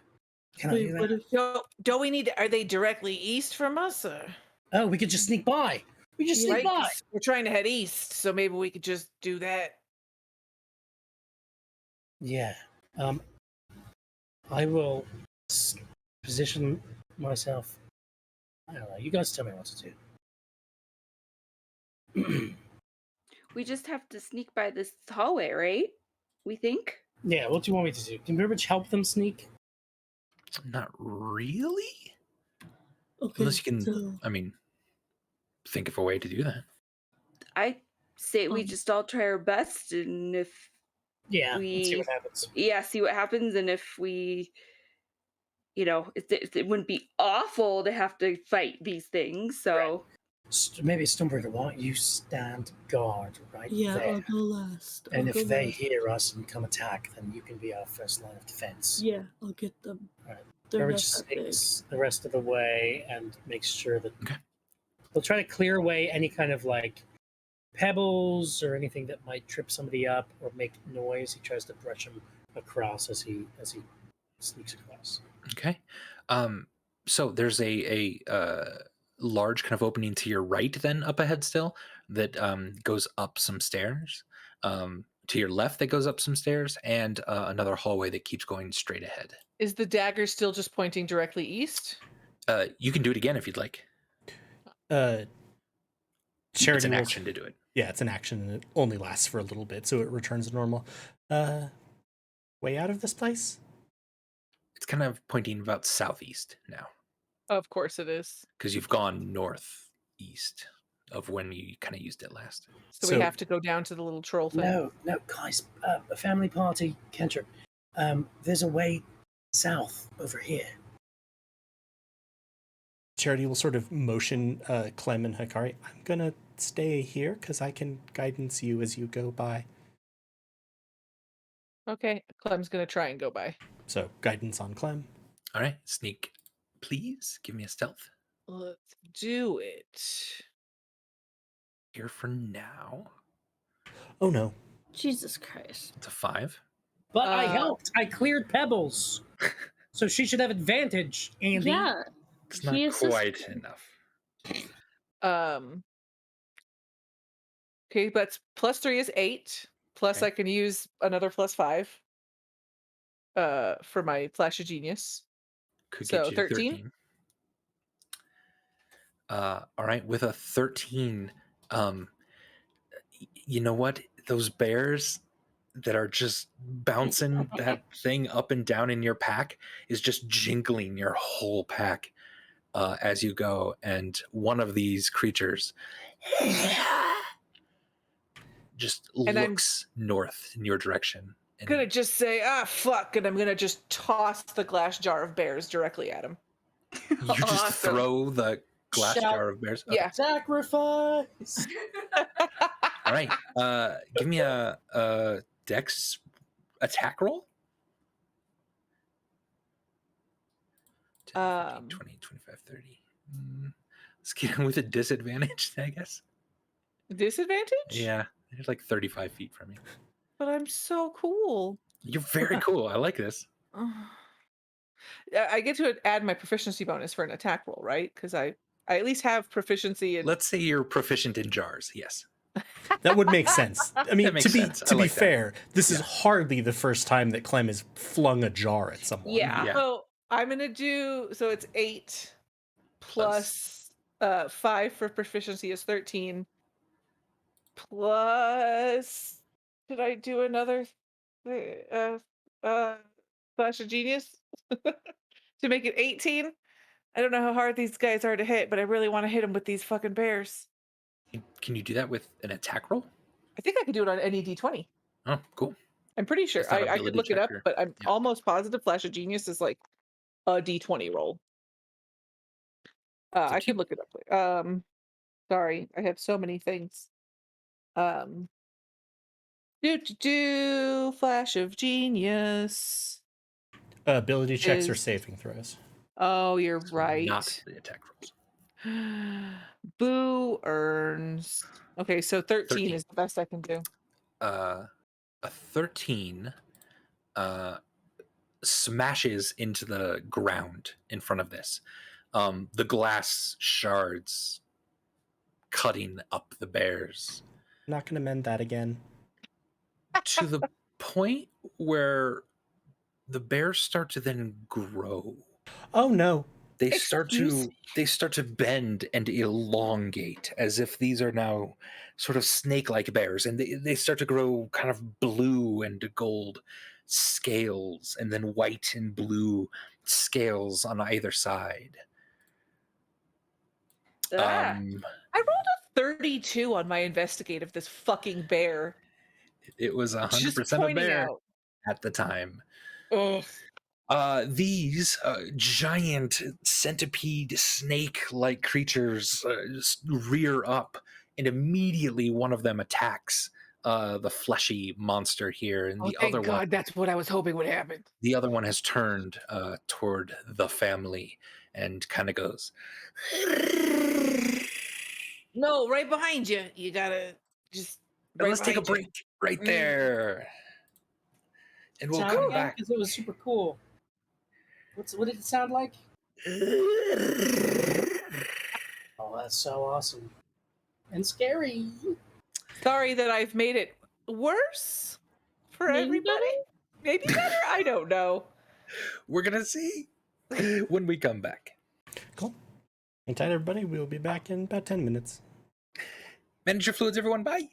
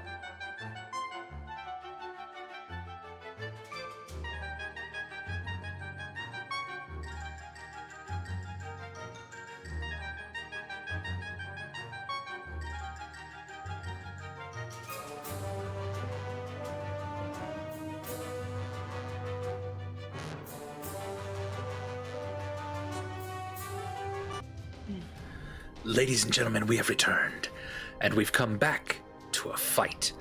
I need all of you to roll initiative. Okay, initiative, here we go.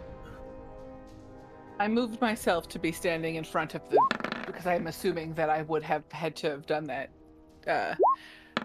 to throw at them. So Sure, yep. right. Does Randolph's initiative is just right after mine, right? Yeah.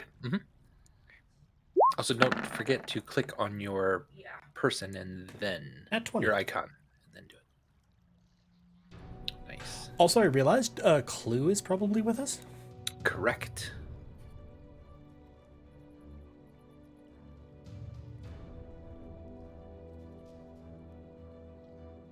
Clem I- got the lowest initiative, and she's just standing there in the way of everybody. Uh-huh. That seems about accurate to me. Although I understand that's not the way combat works in D&D. I should have 60 feet of dark vision, but I can't see down the hallway. Down toward these guys. You can't see these guys. No, I can only see to here.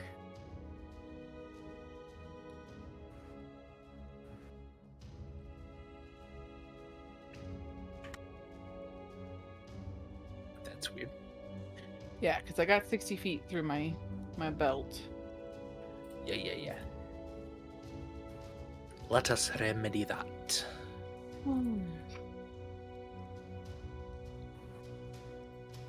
Is that better? Oh, I don't know. I clicked away. Yes. Jesus fucking Christ. I want to see.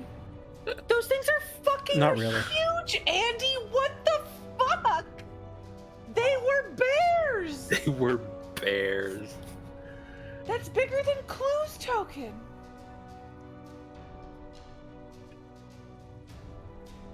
Holy shitting fuck. All right.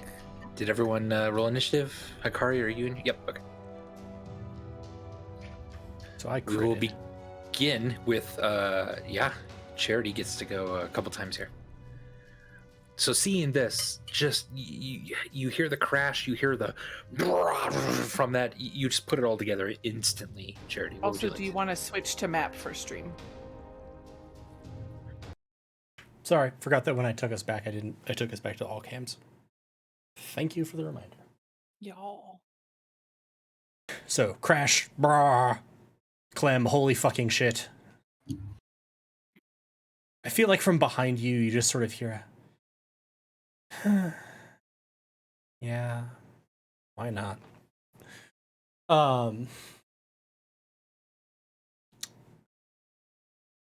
So I'm gonna turn this corner, and then I see all of this. Yeah.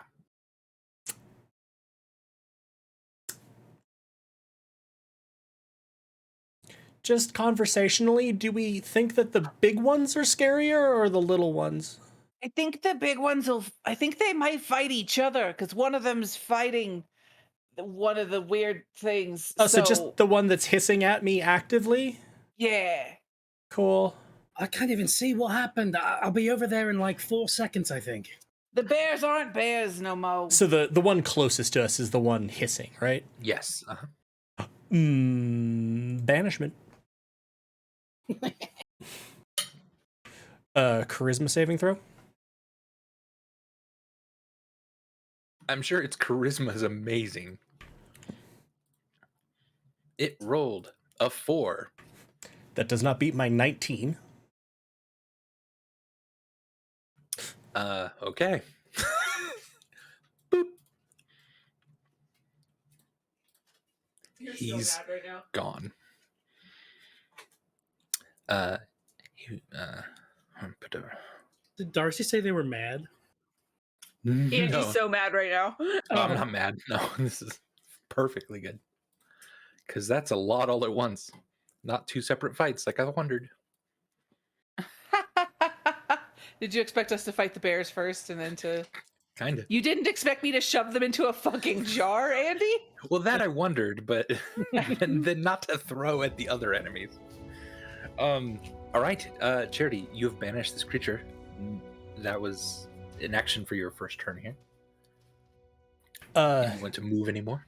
Charity's gonna go, the one actively hissing at us is gone, so maybe... Whoop. Yeah, maybe we try and leave. And Charity's just gonna sort of scoot to the other side. Sounds good. You can do another turn then, since you rolled a crit. I'm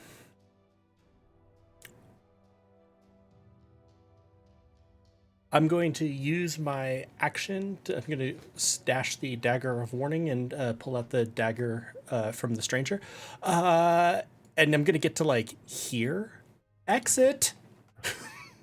Exit. It's pointing, like, almost straight south, maybe just a tiny bit to the east. This way. This way. So that was 10 feet of movement. You see a small stairway leading up. Two figures, two kind of stone figures on either side of an archway up ahead.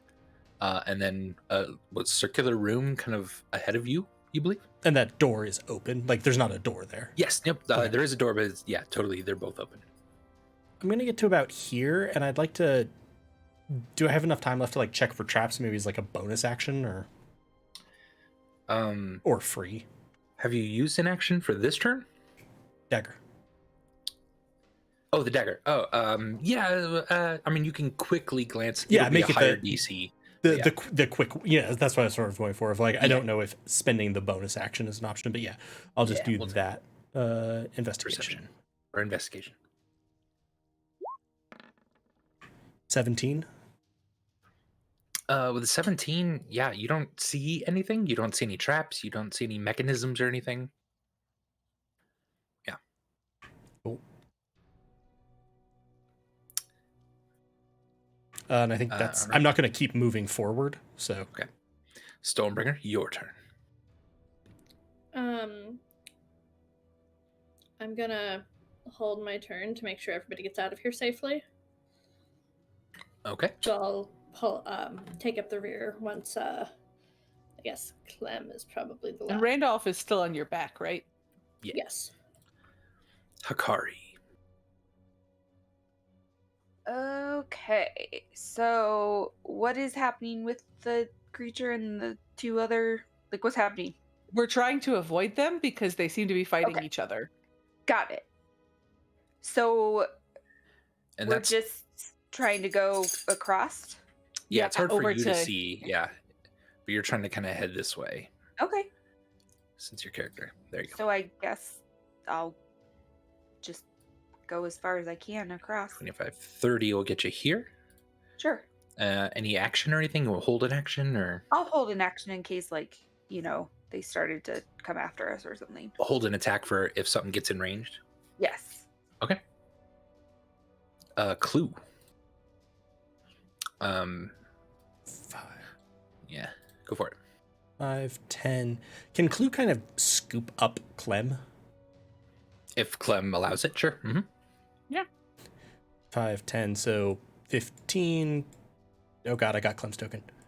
20, 25, 30, 35, 40. So Clem is just gonna, or Clue's just gonna get there, and we'll Nice. also hold an attack action against if Did he something, take Clem with him? Yeah. Okay. if something hostile comes into range. Beautiful. All right. So I don't know if also Stormbringer, that Clem has now cleared that corner. So my turn would unhold then. If you want, yeah.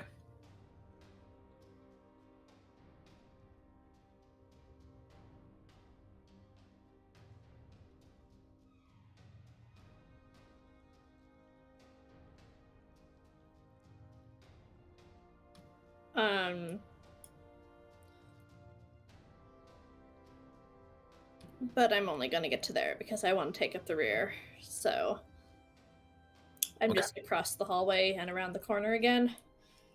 All Hopefully right. fully out of sight, but yeah, I'm waiting.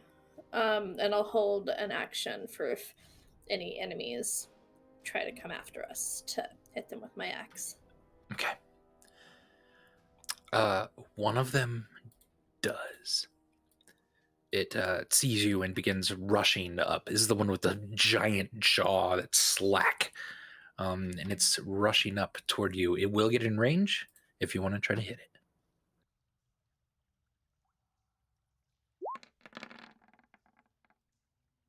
Does a 17 hit? It does. So 13 slashing damage. I'm not raging. I'm going to move Charity back just so stream can see what's going on, Sure. Yeah. but just as a camera. Yep, this guy right here. And All right. remember that I have my shield out, so it can't attack other people. Correct. It is going straight for you. All right. It's going to try to bite into you.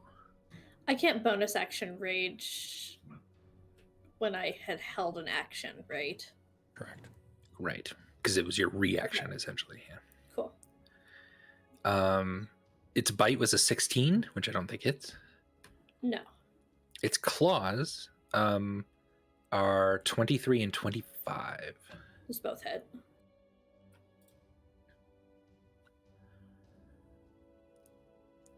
Uh, 16 slashing damage. Okay.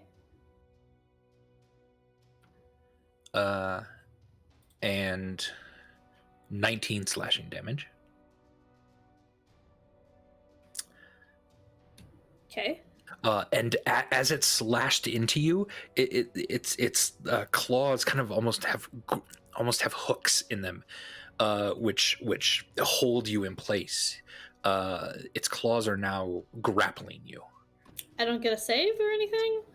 On your turn, you can. Okay, I'm gonna chop its hands off. Not right now, because it's not my turn. All right. You are grappled and restrained technically until the grapple ends. What is the difference? Grapple just lowers your speed to 0. Restrain means attacks against you have advantage. Your attacks have disadvantage.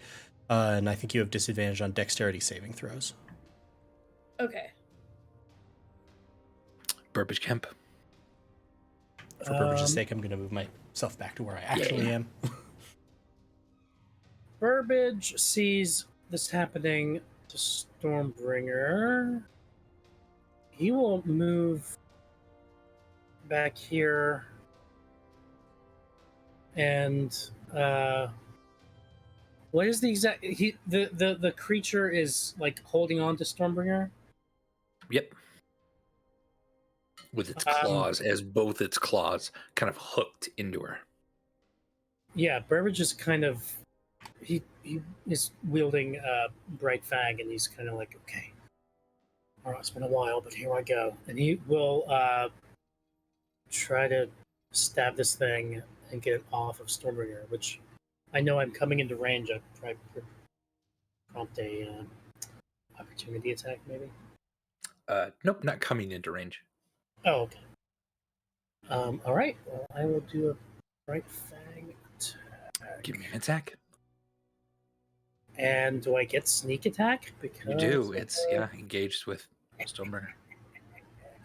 Maybe I'll chop off its hand. 27 hits. Jesus, so many dice. So it's 11 piercing plus 5 gold, 16 plus sneak attack. Brings it up to 49. 49. Holy shit. All right, you slash into it. It's not bleeding as you slash into it. It's folds of flesh kind of flop off a bit and then kind of flop back onto it, and it's just looking grotesque and scary. But you're hurting it because it's wincing and screeching in pain. Bring back the bleeding teddy bear. Yeah, right. This was a downgrade. Is that it, Burbage?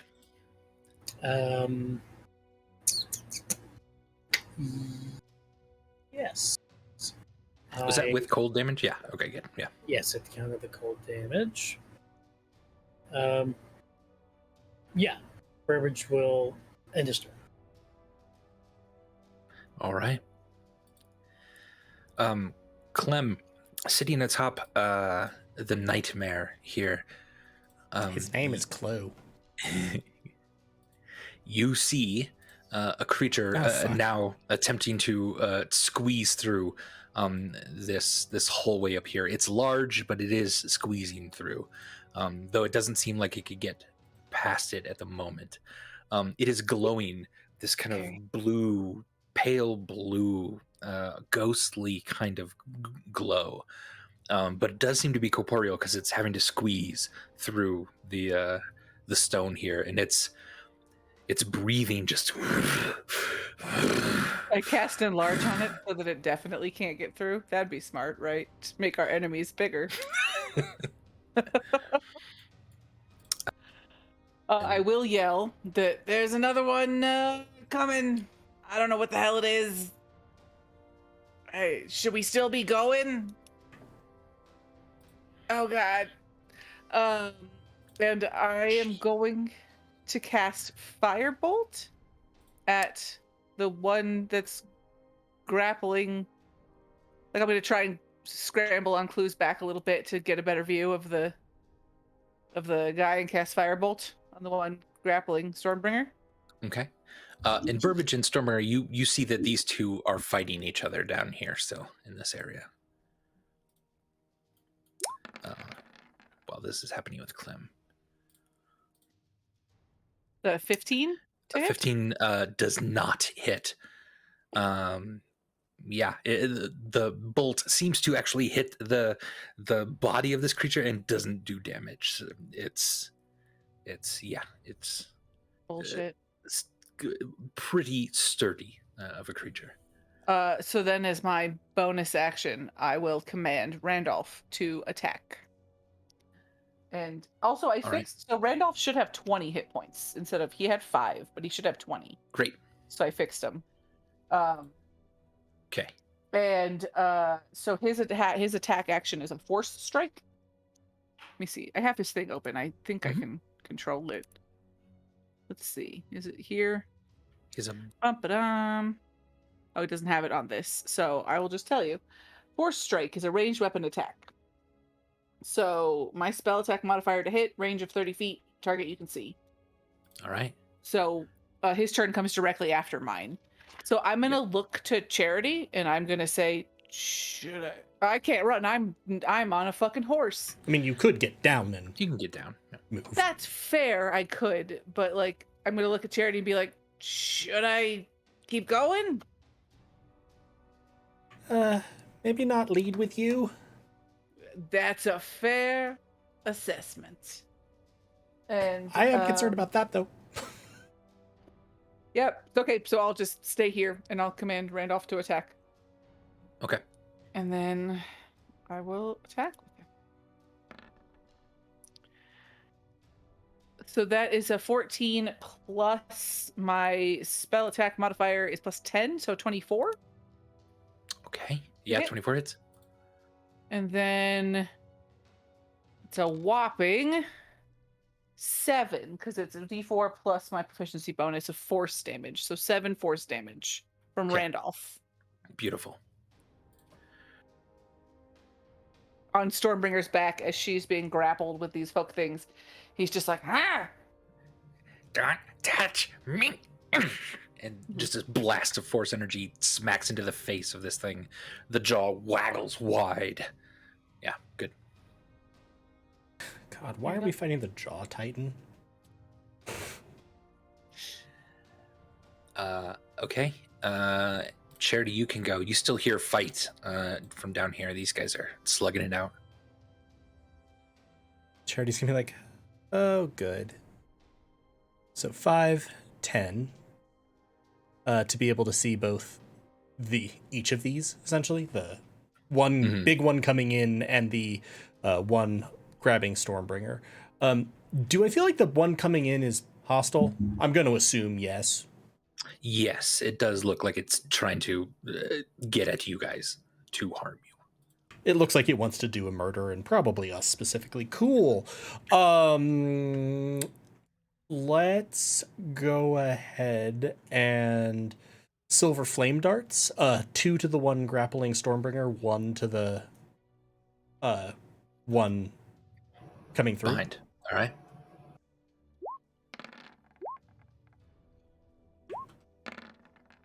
13, 25, 23. 25 and 23 hit, so one of So each. 9 fire on either of them. Or on each of them, rather. Yep. All right. And Cherry's gonna be like, God damn it, just wanted to go to Phidero, a city I don't even fucking like. And cast Spiritual Weapon in front of this one as a bonus action. Okay. Level 2. 23 for 12. All right. Okay, that was 10 feet of movement, 20, and just gonna get down here just to be moving a little bit more, and that'll do it.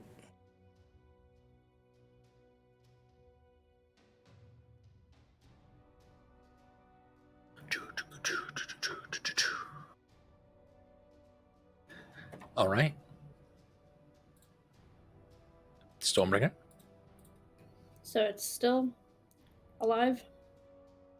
Yes. Oh yeah. Still alive. Lame. Okay, I'm gonna rage. So first it needs to make a DC 17 dex save. All right. It rolled a 16. Zippity zappity. Okay.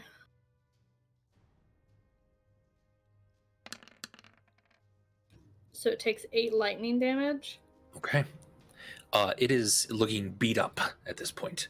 Cool. And then it needs to make a DC 17 strength save. Cool. 8. So its speed is reduced until 0 until the start of my next turn as Magical Frost covers it. Okay. So you see frost start to build up on its legs, and it's looking more panicked, and its jaw is drooling out of its slack jaw as it has you in its clutches. And how do I get out of this grapple? An action or athletics? Well, As an action, it's I think athletics Yeah. or acrobatics usually. yes. It's an action. Okay. Hi.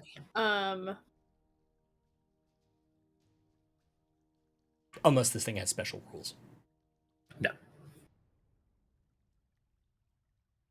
Just contested. Okay. And restrained makes me do athletics at disadvantage? No. Oh, but your attacks did. I didn't attack. I mean, if you're in, Yeah. I assume it's Stormbringer. No, not if I'm just gonna. It can't fucking move. I'm gonna break out, and then people can run, and then I can still carry up the end. All right. So athletics. So I have advantage then, because I'm raging. Yeah. It didn't matter because it was 25 on both dice. 25. It didn't matter. It was just 25. It can't roll that high. So yeah. Yeah. Okay, so I've It's not broken out of the proficient. grapple. I still have a move action. Burbage is standing right next to me and small. Can I pick him up as part of my move action and away? You can drag another creature at half speed. At half his speed? Half yours. And then I could still move my full speed? Half your speed. Wow. Or you can drop Randolph. I'm not dropping Randolph. Randolph is my throwing it out light. there. I Just need throwing it him. out there. He's a flashlight. Randolph protected her. Also that. Okay, fine, whatever. I'm gonna move.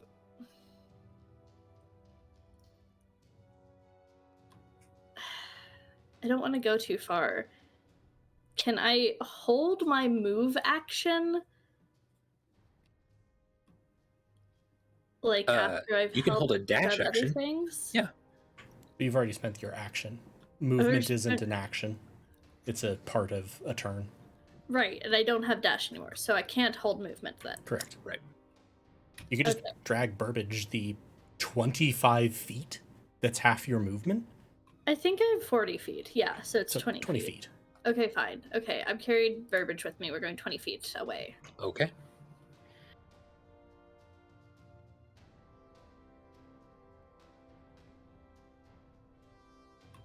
Down there-ish? Yeah, I'm setting him down on the other side of me, though. I assume I can do that. Okay, There we go. and that's my turn. All right, Hikari. You're in the back here.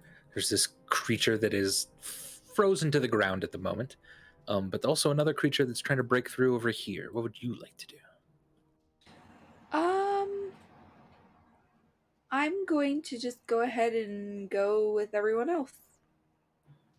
All right. So, like, kind of here-ish? Yeah. And hold an action? Yeah, hold an action for, since I'm in the back, if anything was to Okay. break through and come after us. Speaking of which, this guy is going to try to attack you, Clem, on... it's going to take an opportunity attack from... Also, Clue was holding an attack. Also Clue, yeah. So both the sword and Clue Okay. get an attack. Spiritual weapon. 25 for hits. 14. And I don't have Clue's character sheet open. The fuck is your attack? Hoof. Go. Not bad, actually. For a hoof attack. 11 misses, though. Okay. All right.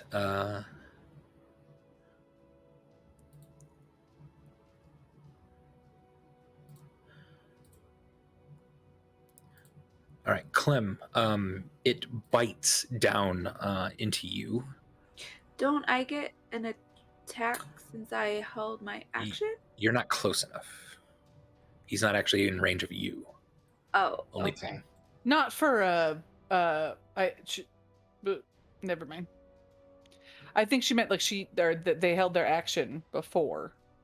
Yeah. Like, not as an attack of opportunity, but I But- think Yeah, I you've already have had your But the attack Action still has in to be in case- range. Something. Oh, okay. This creature has not entered melee range with Hikari. Got it. Oh, and you only have melee attacks? Okay, sorry. Well, yeah, I was gonna say I have rain. I have. I mean, if you specify a range attack for the next thing I see in range or something like that. Yeah. Okay, I guess that's what I thought I was doing, but that's okay. That's okay. Fair. So 26 hits you, 27 psychic damage, and I need you to make a wisdom saving throw. Oof.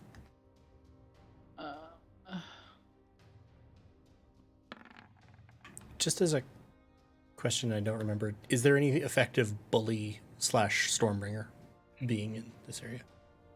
No, I think you're thinking of Ocean again. No, I was thinking of bully with disadvantage on things, and I don't remember how that works because we haven't had it very often. Oh, wait.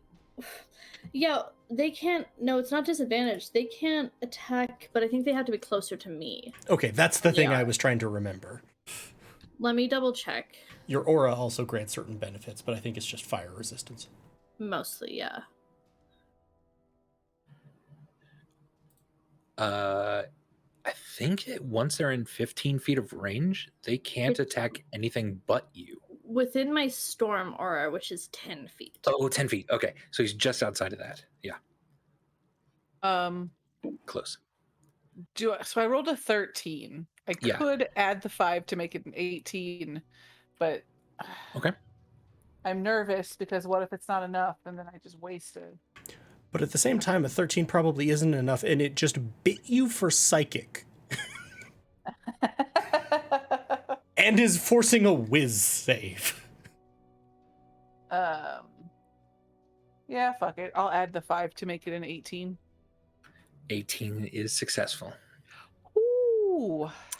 Its claws hit you for 23, and that does 13 psychic damage, and then does a 16 hit you Yes.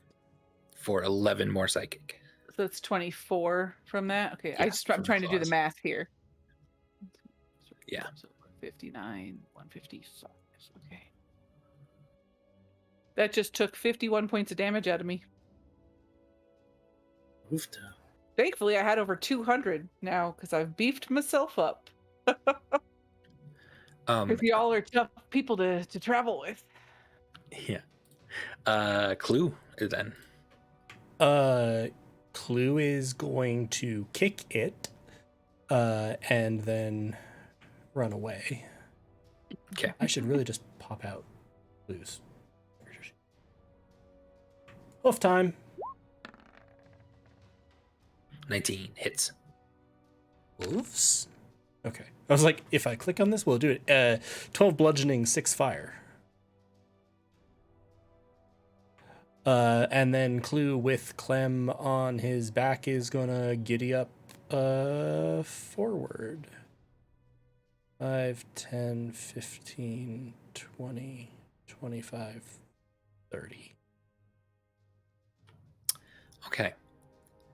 That might have triggered something, I understand. It was just there were so many tokens. I'm like, 5 feet at a time is gonna lose me the token. As Clue gets right in between these two, and as Clem is on top as well. Sorry, Clem. You see a shimmering, just sheer line of this is a wall of force immediately appear as they are passing through. So we're on the other side of it? Not on the other side yet.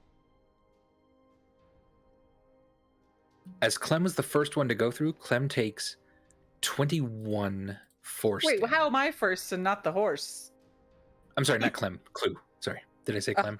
Yes. Like that would be a crazy way to ride Unfortunately, a horse. we did get the two KL sounds my bad. together. Clue takes 21 force damage as Clue's attempting to. Oh, you already did it. I'm like, wow, Yeah. his HP is down by 21. That's weird. I need to bring that back up. Like, or not. And Clem, you kind of hit the wall and bounce off. Clue, roll a d4 for me. Go away. 4. Clue shudders in midair, and then is kind of spit out the other side, landing here. Neat. Fun. But Clem, you are on this side of it, and then immediately the wall seems to dissipate.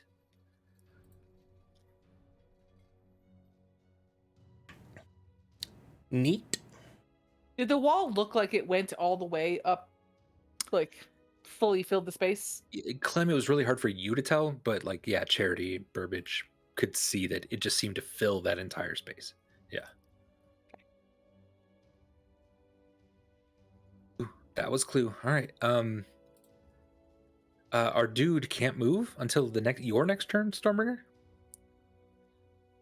Yeah, until the start of my next turn. All right. He readies an attack action, and that's it. That's all he can do. Burbage. Okay, remind me what's happening with this guy up here. He came in Stuck. and attacked Clem and Clue. Is he still stuck in the doorway though? No, he's breaking free, yeah. Is that what is the sword there? Is that a spiritual Spirit weapon or weapon. something? Yes. Spiritual weapon. Right. So from Stormbringer's back, Burbage will fire his crossbow at this guy, whatever he is. He'll be via his special contraptions on his wrists, be dual wielding a couple crossbows. If that's cool with you. Yeah. And he will use one of the plus 10 crossbow bolts. Okay. He has 10 plus 1 crossbow bolts. So he'll use that in his on-hand crossbow. Let's see if that works. Okay. 17 hits. All right, so that's 9 piercing plus 1, or A +1 bolt would do +1 damage and be magical. okay, so is that just 10 damage? Did you already put it in as +1 or? Well, rolling the crossbow doesn't like it does. I don't think You it, don't have the plus in it. That's fine. Yeah, Should I click the crossbow bolts? no, that's fine. We'll just remember. there's no +1 damage in it yet. Yeah. Okay. And offhand crossbow with just a regular bolt. 12 misses, I'm afraid. Skitters across the stone and falls limply to the ground in front of its feet. Limp bolt. Limp bolt. And there's no magical effect from those +1 crossbow bolts. It's just the extra damage. Just the extra damage and attack. And making them magic. And making him magic. Which this thing seems to be very magical. And so it needs to be hit with magical weapons to do damage. Right? I don't think you've confirmed that, but it would be a good assumption. Yeah, that's just All right, cool. Burbage will hang tight on Stormbringer's shoulders, I think, unless we didn't learn from this wall of force anything that suggests that Burbage should try to go through it alone, right? Do you want to move? No, Burbage is fine on Stormbringer's back. Okay. Is Randolph still there? Are they sharing your Stormbringer's back? Yep. Yeah. Oh, that's terrible. Okay. Yeah. He's gently caressing you. I was just going to say that. He's gently sort of stroking your back as you fire. To borrow from your parlance, don't touch me. Don't touch me. Can I do... I don't want to... Oh, sorry. Also, you're hearing fights in battle, and this thing is scurrying away from the fight. Wait, it's connected? But now is in view of all of you as well. So those rooms are connected? We could have just Yeah. got... Son of a fuck. Okay. Can I do an investigation of the two statues and try and see if I can figure out how to... I have Dispel Magic, so I wanted to see if I can try and figure out what the mechanism is and if I can dispel it. You can just give me a Dispel Magic and target the statue itself. Okay, I wasn't sure if I could investigate it first, like as a free action with the higher DC to try and give me like a better knowledge of what I need to aim for. As a bonus action, but a higher DC, yeah. You could do that. A bonus action? Okay. Yeah. I figured may as well try. Yeah. Does this count as a magical item? Not an item, yeah. Or a tech device? Nah, not really, no. Andy. Fine. 26. You don't see any gems. You don't see any objects or items that seem to be doing this. It seems to be the actual statues themselves. And so your best bet is to try to dispel just the statue. Okay.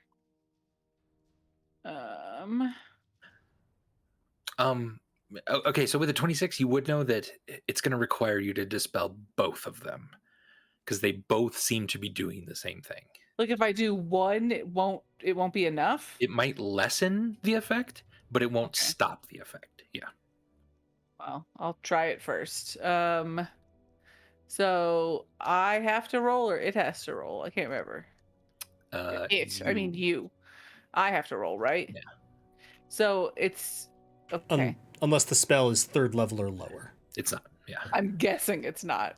Fucking wall of force. So I have to make an ability check using my spell casting ability. Can I just click on? Is that my spell attack bonus? Basically, right? It's not proficient. It's just your spell attack. It's roll int. Yeah. Oh. I don't get the proficiency, but I'm dumb. This game is dumb. Oof, and It'll be 11. it'll be a It's a 16. Oh, it's a 16? Yeah. Oh, because you're. Oh, that was just. Yeah, that was just a d20, and then adding in my intelligence would be a 16. A 20 is enough to deactivate the one on the left.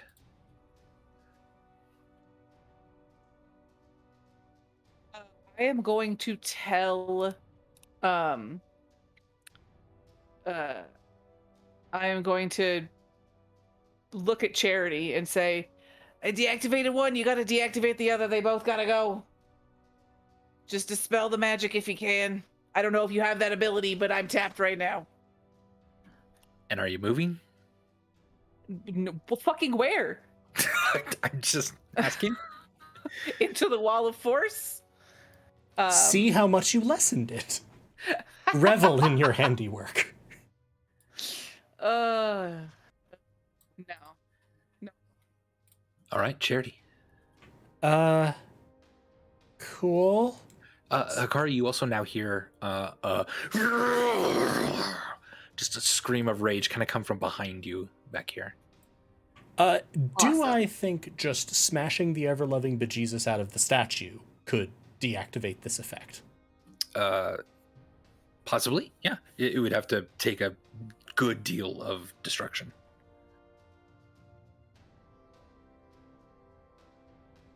I could do another one when it comes to my turn. I'm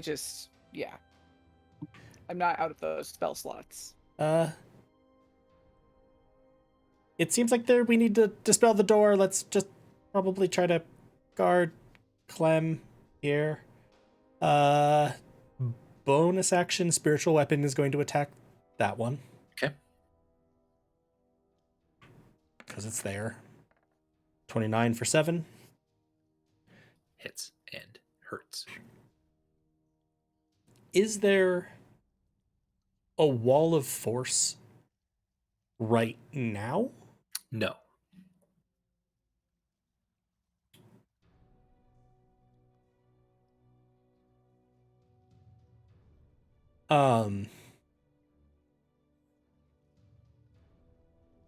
Does the thing that just scurried into view look like it has been hurt? Yes. Yep. Toll the Dead Oh, nice. needs to make a wisdom saving throw. All right. It rolled a 2. 27 necrotic. It. Yeah. And growling, and yeah, we know. And if I move here, am I going to activate the wall of force, or is it moving past that? Correct, past that. Okay, so I'm going to just move into that You space. slowly kind of go into that spot. You're totally fine. Oh, if I knew that too, could I also then just move there for my turn? Like, Sure. Rachel thought that moving into it would activate it, but if Clem would know better. It's so. in the middle, because that's where you bounced before. Yeah, so. yeah. Basically, sorry, the line continue. any further past that. Gotcha. Okay, Stormbringer. So this is just a fucking circle, right? If the snake thing backed into there, it's just a circle. Sounds like it. Okay. Well, fine. We'll just fucking kill them. I'm gonna move to here. I'm not carrying Burbage anymore. I set him down. Okay.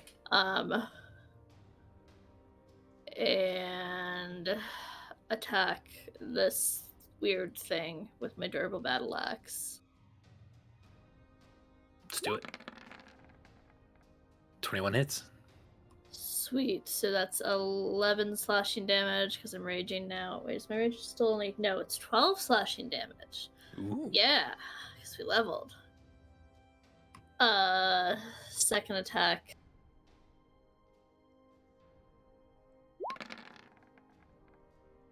assume a 30 also then hits. Yes. So 17. And then it needs to make a DC 17 dex save. Okay.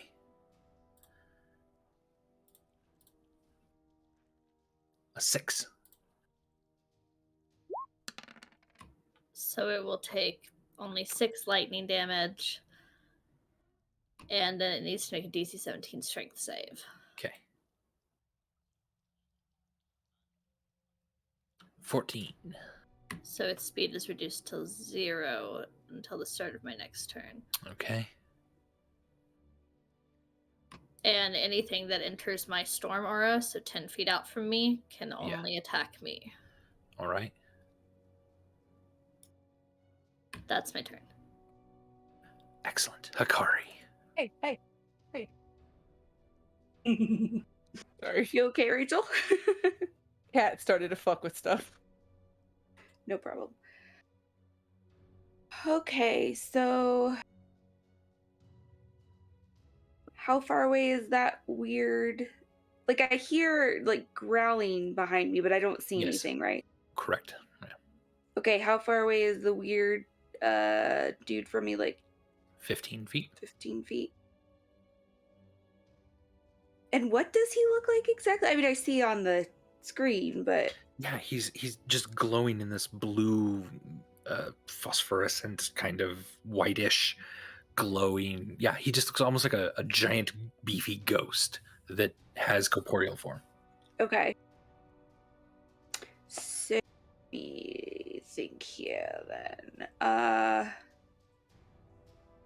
And he's definitely been hurt and stuff, right? Yes. Okay. Yeah, he looks almost as if that image is kind of flickering in and out a bit. He looks really hurt. Okay. Then I'm just gonna go up with my sword and stab. Stabby stab stab. Okay. Give me an attack. 15 misses, I'm afraid. Ugh. You could bite. Okay. Bonus action bite. Hold on, my sheet takes forever to come up.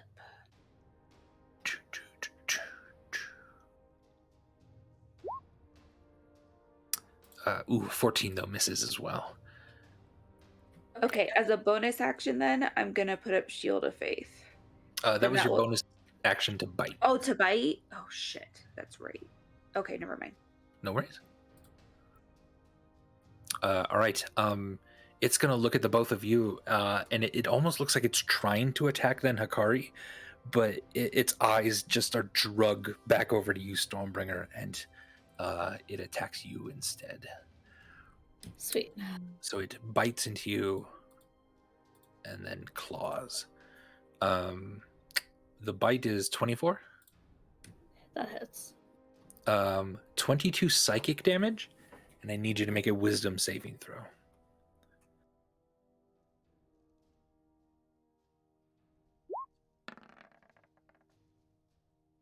Is it too good? Two's a Two's good not roll, good. right? 2 is not good. Okay. I'm not really moving there. I'm trying to get my thing to show me the things. Yeah.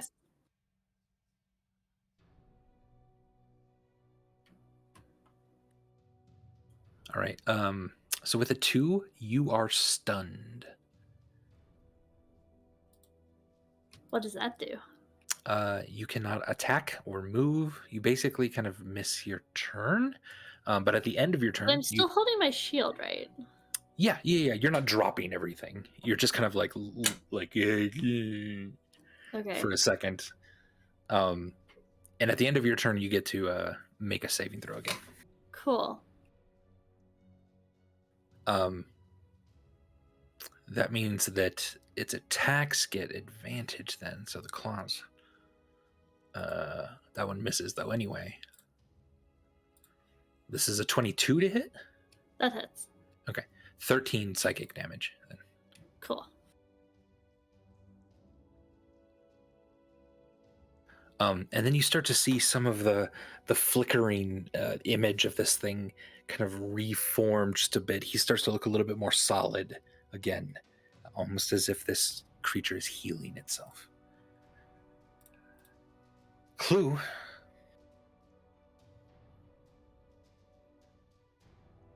clue.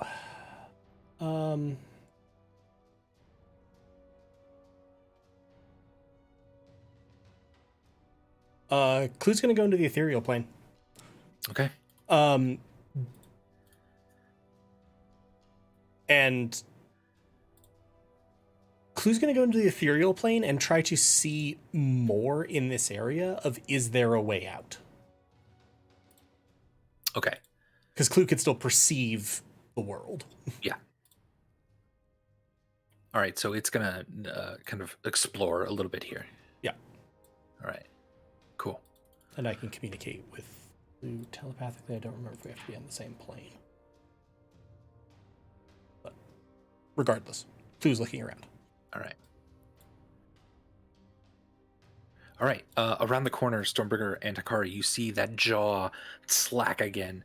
As it sees both of you, it just rushes over. Looks like it's again about to attack Hikari, but instead goes for you, compelled, Stormbringer. And it's going to go ahead and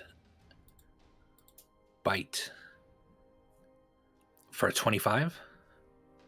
Yeah, that hits. That will be 9 piercing and 11 necrotic damage. I should know this by now, but do I round up or down for the piercing?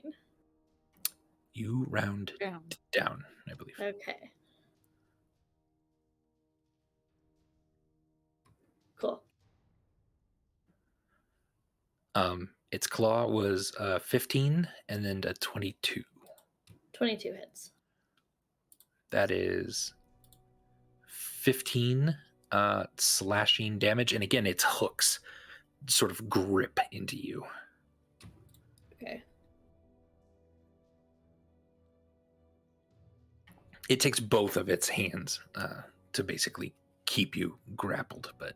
So I'm not grappled, it's just trying to... Because it didn't hit with both claws? No, it does. It's just, it can't use its claw attack. That's the way I'm... Okay. Yeah, while it's hooked into you. And Burbage Kemp. You are muted. Thank you. Yeah, Burbage is gonna come after this guy with Bright Fang again. Getting tired of him and his gross flaps of flesh. Okay.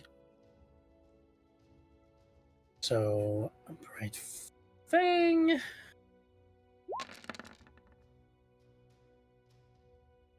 Twenty-four hits. Yep. 8 piercing.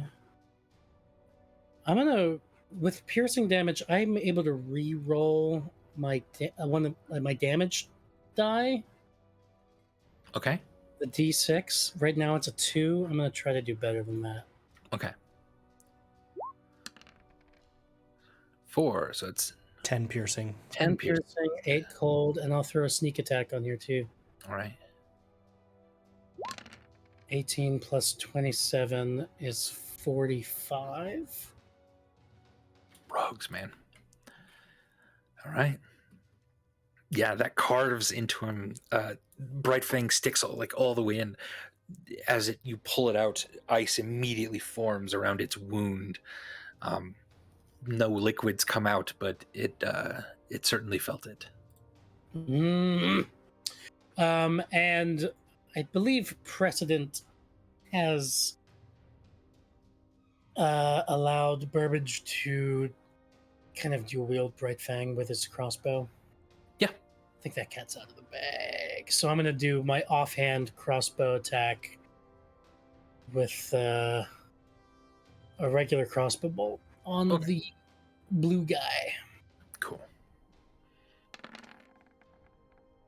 Oof, a 16 does not hit, I'm afraid. Ouch. I hate that. You stab into that thing, roll around the other side of Stormbringer, pull out your crossbow, shoot that, but it skids against the ground. Not finding purchase. Would you like to move anymore, Burbage? No, I think I'm fine there. All right. This creature kind of rushes up in this direction, tries to get at both of you, and then does that flicker thing as it activates the wall. Someone roll a d4 for me as well.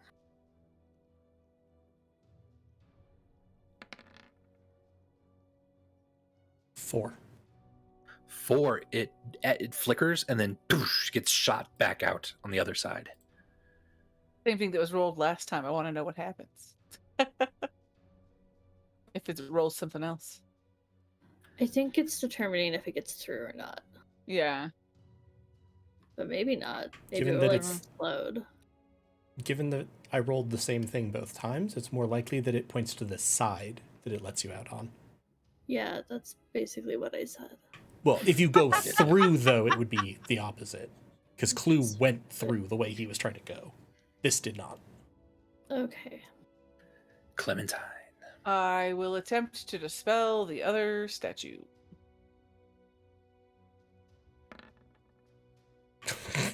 That's a 24. That completely dispels the other statue. Yeah, you feel the magic dissipate into the air with just but a whisper on the cloud. It's beautiful. Beautiful. And then I am going to bonus action tell Randolph to attack Gross Jaw Guy. And then I'm going to I probably don't want to be the first one to rush into that weird whatever it was, a teddy bear thing, huh?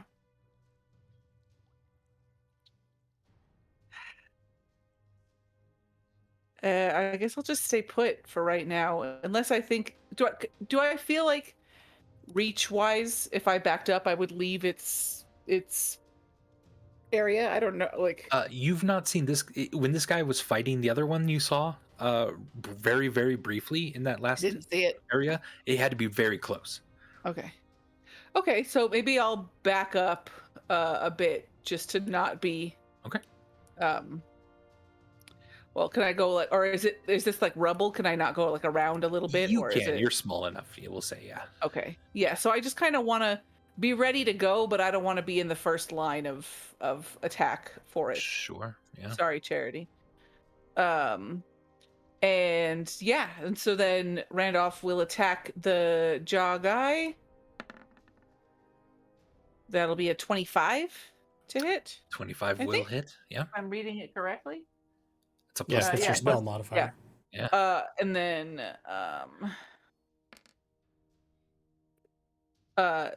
6 points of force damage to the one holding Stormbringer. All right. It smacks it again into its face and its jaw wiggles. Gross. Beautiful. All right. You hear this as this thing rages, runs up. Again, looking like it's going to attack Hikari, but it can't. And it will attack at you, Stormbringer. Bring it, bitch. A 17 and a 22. 22 hits. Okay.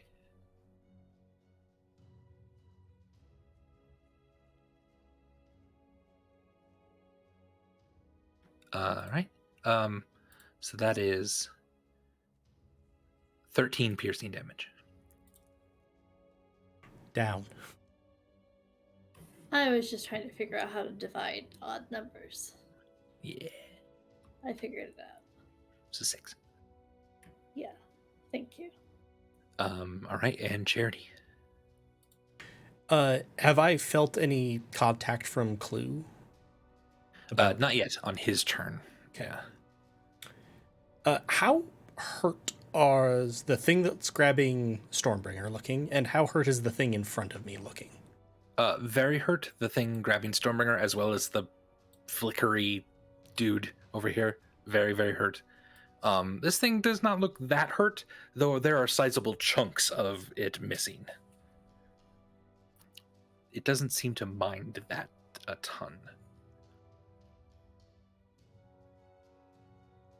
Which thing doesn't look very hurt? The big boy in the south. Ah. 10, 15. Retreating back that way.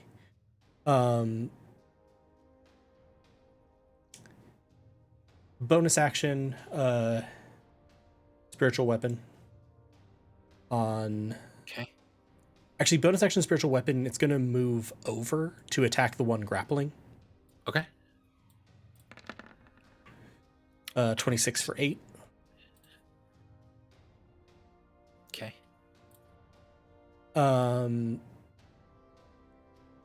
Silver flame darts. 2 against the one grappling, 1 against the big guy.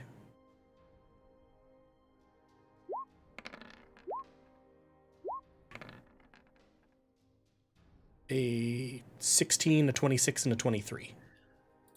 16 does not hit. Okay. So 26 for 9. And that was, I'm sorry, the At that big guy. guy back here? No, Okay. no, the little guy. Grappling. And then 11 on the big guy in the back. That is enough to make this thing fall to the ground in kind of almost pieces of glowing blue material. Nice, cool, good. He is down. Hooray! And that is my turn. Stormbringer.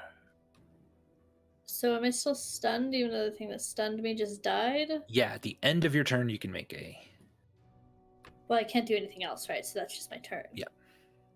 Okay. Is it a wisdom save? Yes. Okay. Is a 9 a good I'm roll? afraid 9 is not enough. No. And it's... I can't... There's not like really like a mechanism for like activating. It's just a bonus action to activate your storm aura, but I assume I still can't do that when I'm stunned, even though it doesn't say it takes any sort of like actual physicality. You just can't take actions or bonus actions. Yeah. Okay. Cool. So that's my turn. But I still have the shield up, and I'm still think you have raging it because I up. persistently rage.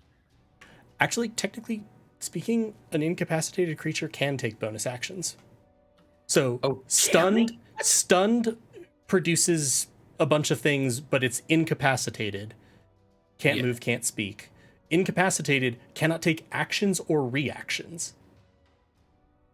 Oh, I guess I read that as bonus actions were a type of action. I understand, maybe but it not, specified reaction. That's true too. I would have read it that way originally, but I'm like, but it literally called out the reaction side of it. Up to you. If it did require like physicality, I would say maybe not. But let's say this might. The storm work. is just kind of independently the storm lashing. Is raging. Let's say that does work, Stormbringer. Okay. So the one that's grappled me looks the most hurt, right? Yes. Okay, so it needs to make actually a DC 18 Dex save. I forgot my proficiency had gone up, and I never. 11. fixed it. It was screwed anyway. 5. I'm rolling really badly on the lightning damage, and then a DC 18 Strength save. It rolled a 1 on the strength save. That ice climbs like almost all the way up to its like torso. It's going to be stuck here for 2 rounds. Nice. So it's grappled me, and I've frozen it. It's fair. Yeah. Cool. And that's my turn. You were at an impasse. Akari. How hurt does the thing in front of me look? This guy, not a ton, Okay. but a little. And then this guy, pretty hurt.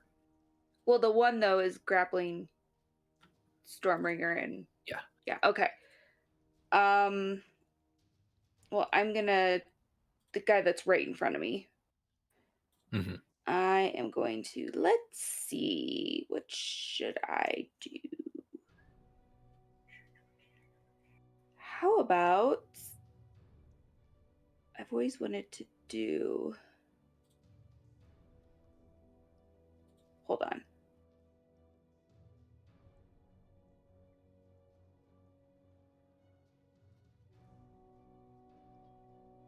Spellcaster.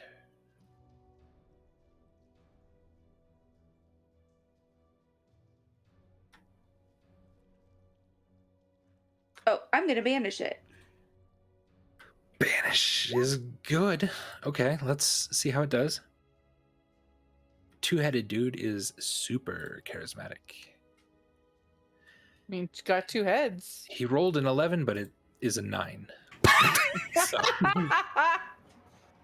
good job. Sweet. He's gone. Yes. He has been banished. You are concentrating now on banished. Yeah. But yeah.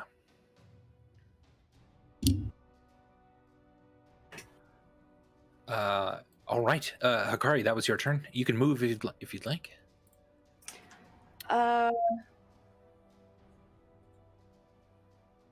Yeah, well, I mean, is there really anywhere for me to go that's not gonna go? I mean, the one guy is, I guess, grappling.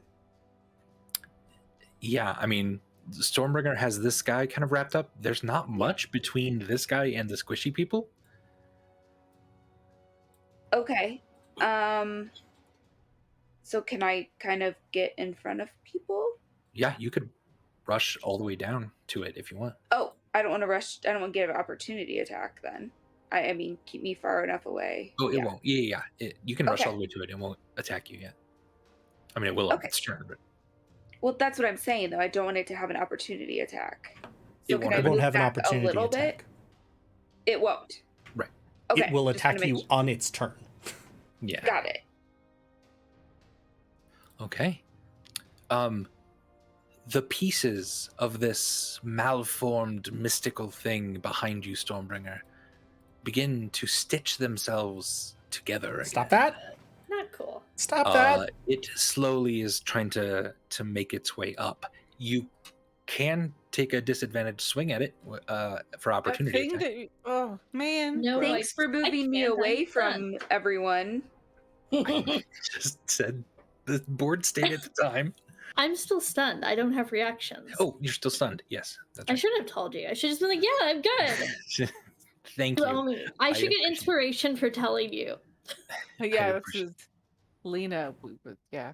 Also, Yeah. I would Lena. say, and I don't know, but if Darcy didn't have inspiration, they should get it for drinking the thing that Wolfie gave them. Oh, that's right. True. Yes. Yeah, you have inspiration, Hikari. That's great. Thank you. Okay, so then a couple things happen here. First of all, Clue pops into existence. Hey, buddy. And communicates basically in a few pictures that there's a boulder blocking the entrance right behind this guy down here. And that seems to be the only way out. So someone would just need to move that, it seems like. And then you just kind of see it wink, and it rushes this creature here, and sucks both of them into the ethereal plane for the moment. Mhm. Did it take an unwilling creature? You didn't think so? That doesn't seem real. Okay. But also that thing is stuck in the ethereal plane with it. So, but that's, yeah. So he just rushes up and does that very quickly. This guy now tries to bite at you, Stormbringer. Cool. His advantage so he got a 22. That's 9 piercing and 10 necrotic damage. I'm gonna use my stone's endurance that I always forget I have to reduce the necrotic. Okay. I think it's just you can reduce the whole damage.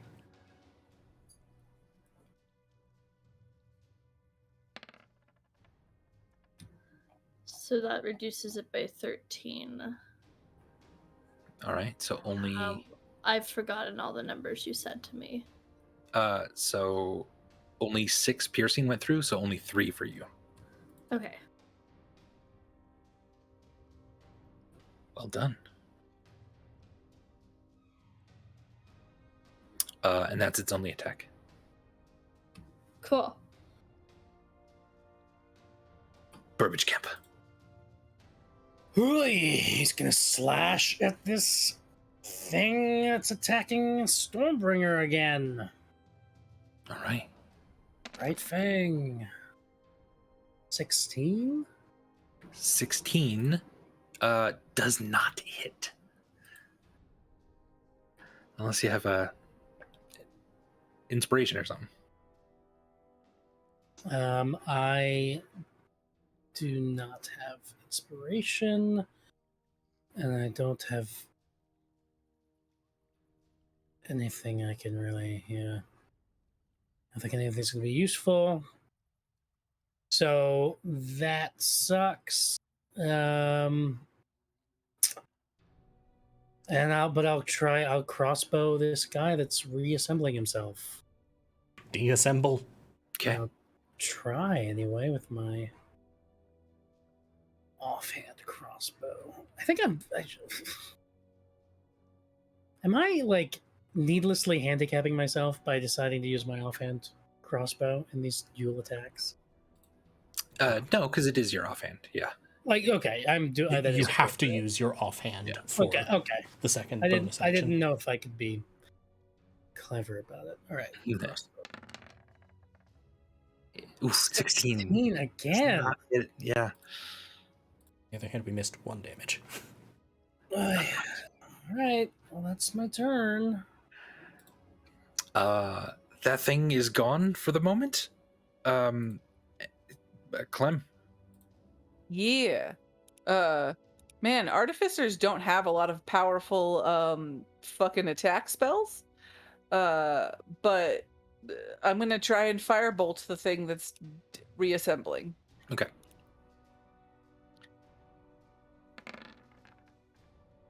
$26 hits. That is really 13 fire. That's enough. It is in good. pieces Fuck you. again. And then Clem is going to run to the other side of the force wall thing. Okay. Not to be like Clem doesn't want to like lead the charge, but is just kind of wanting to be on the other side of where the force wall was and other stuff.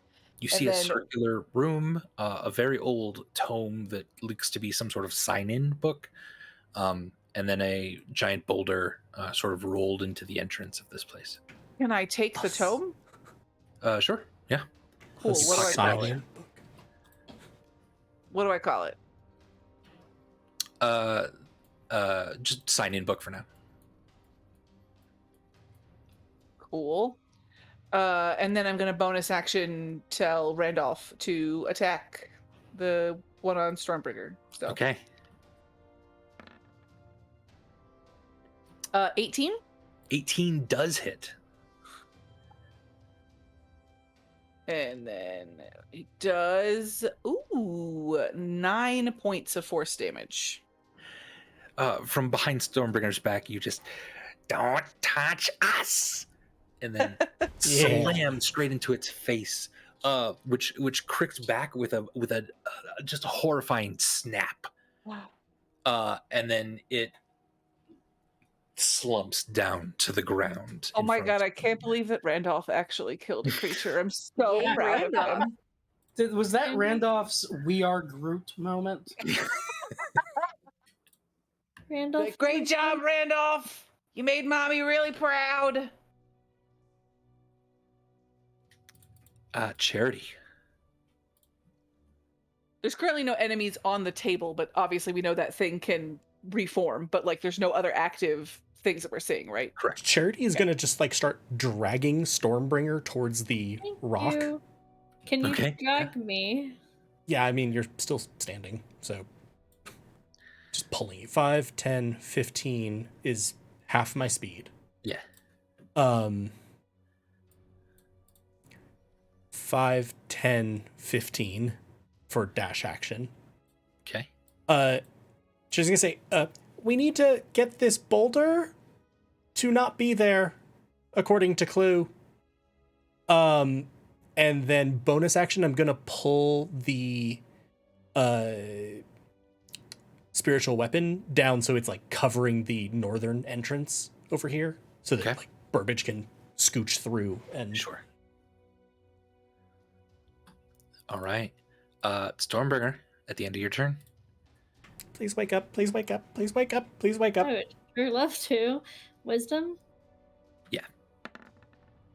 Hey, a 9 again. Is it better this time? It's not. It's not. I would just like to point out that I should totally have inspiration for telling you that I was still stunned. I'd give you Flash of Genius, but I still don't think a 14 is enough. So Probably not. I mean, it might be a 10. It might be a DC 10. I don't know. I don't know what that was. So I don't think can't you've rolled higher than a 9, so. No, I've rolled You a have 2, no a idea. 9, and a 9. I think you rolled like a. There was one of you rolled really high to avoid it. Clem did, which was a 19, I think. So Yeah. it's somewhere between 9 and 19. Oh, that's Wow. big range. That's in fact most of D&D 5e's bounded accuracy. It's All right, fine. Hakari. Is Burbage okay back there? For now, you look back. He seems to be all right. Okay. I'll be like, Burbage, come on, and I'm afraid to cross that thing. I'm afraid it's gonna go back up or something. I'll cross, yeah, like into where everyone else is. You're already on this side. They're of already it. on the Yeah. other Oh, side. I am? Oh, there are the statues. I keep thinking it's that, like, line in front of... Yeah. Yeah, like, no worries. Yeah. Okay, so... All right, yeah. You I'll just dash go in. on through. You see the boulder kind of stuck here. If you wanted to start working on it, feel free. Yes. So give me an athletics check. Okie doke.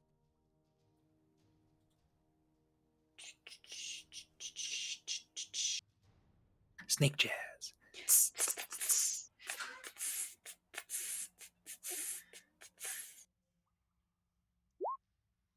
I think I rolled that wrong. No, 21? athletics. Yeah, 21. Hakari, you put all of your effort, all of your might into this thing, and you start to roll it away.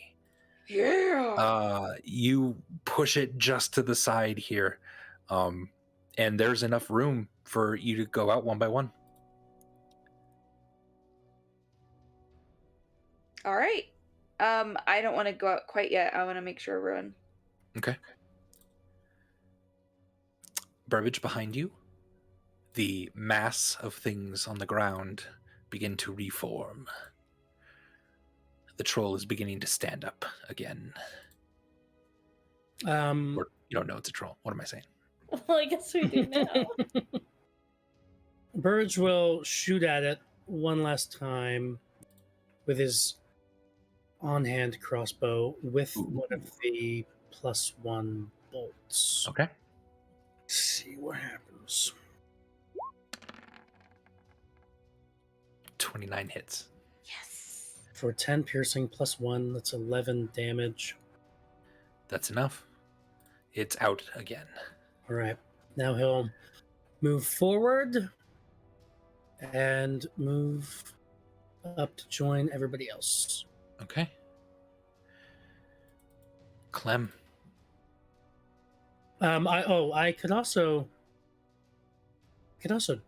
dash further in, With a bonus action. Yeah. I believe. Yes. So I'll do that. I'll join Hakari and Okay. do I feel like I could do anything to help Stormbringer not be stunned anymore? I mean, like lesser Punch her in the restoration face or something, or Yeah, lesser restoration. That'd be smarter than punch her in the face. I actually I don't think punch lesser me in the restoration cures Is stun. Yeah, I enough. checked. It doesn't. Oh, Punch me. Does that work? But do I feel like hurting her would do anything or no? I mean, you give him a med check, real quick, see if there's anything you can think of. Okay. So, as a bonus action. 23 medicine. Yeah, that's pretty good. She's stunned, but it's not like a physical stun. This is a mental thing. there's nothing physically really wrong with her. You don't think that just a slap in the face or water would help. There's something that needs to kind of cure the mental distress. And I don't get the feeling that lesser restoration would do it. Probably not. Slap me in the brain. Slap that brain. I'll get right on that. Don't you have some sort of spell that you can slap me in the brain with? I don't even know what that means. Get inside my head and unstun me. I can cast detect thoughts, but I don't think that would do anything. Memory work? No, I think that she just has to roll better. Yeah. Thanks. Just put it all back on me. I tried. I can't fucking cast it anyway, so never mind. Shut up. I'm out of those spell slots. I'm gonna just say, so it's open now, the exit is? Yeah. I'm gonna just say, well, may as well check it out. Probably shouldn't be the one in the lead, but I'm gonna do it anyway, and I'm gonna go through. At this point, the one who's in the lead is catatonic. Anyone in the lead is good. Clementine, you step outside into frozen palm trees and cold, snowy sand. You look straight up to the east and you see a giant wall.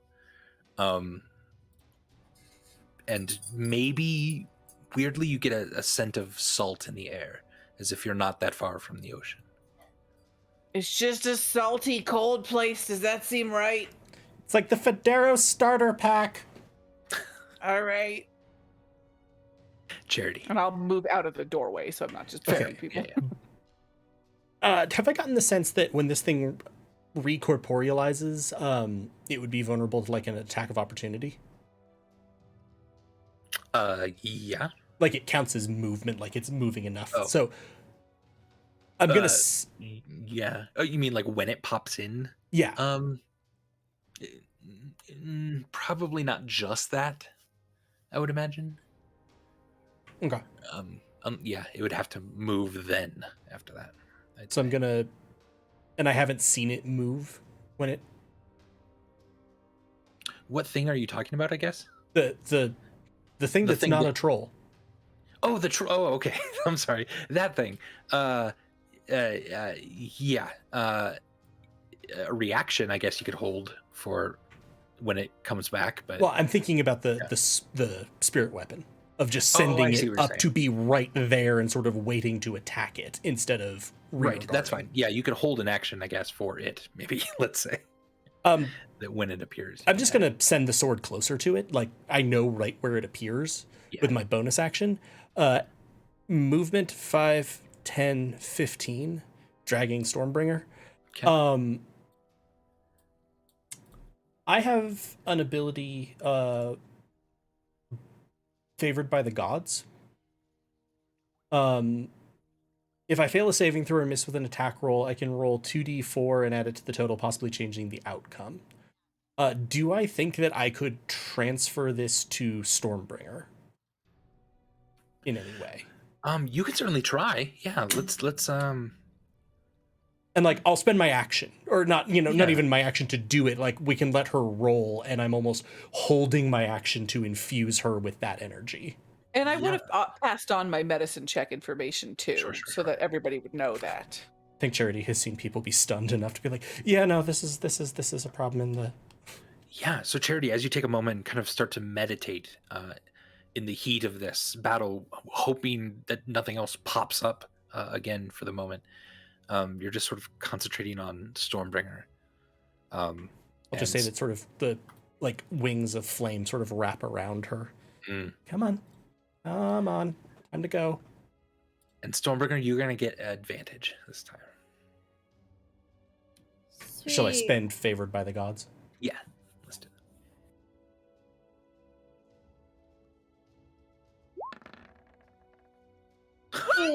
Oh my god, I'm giving you my inspiration.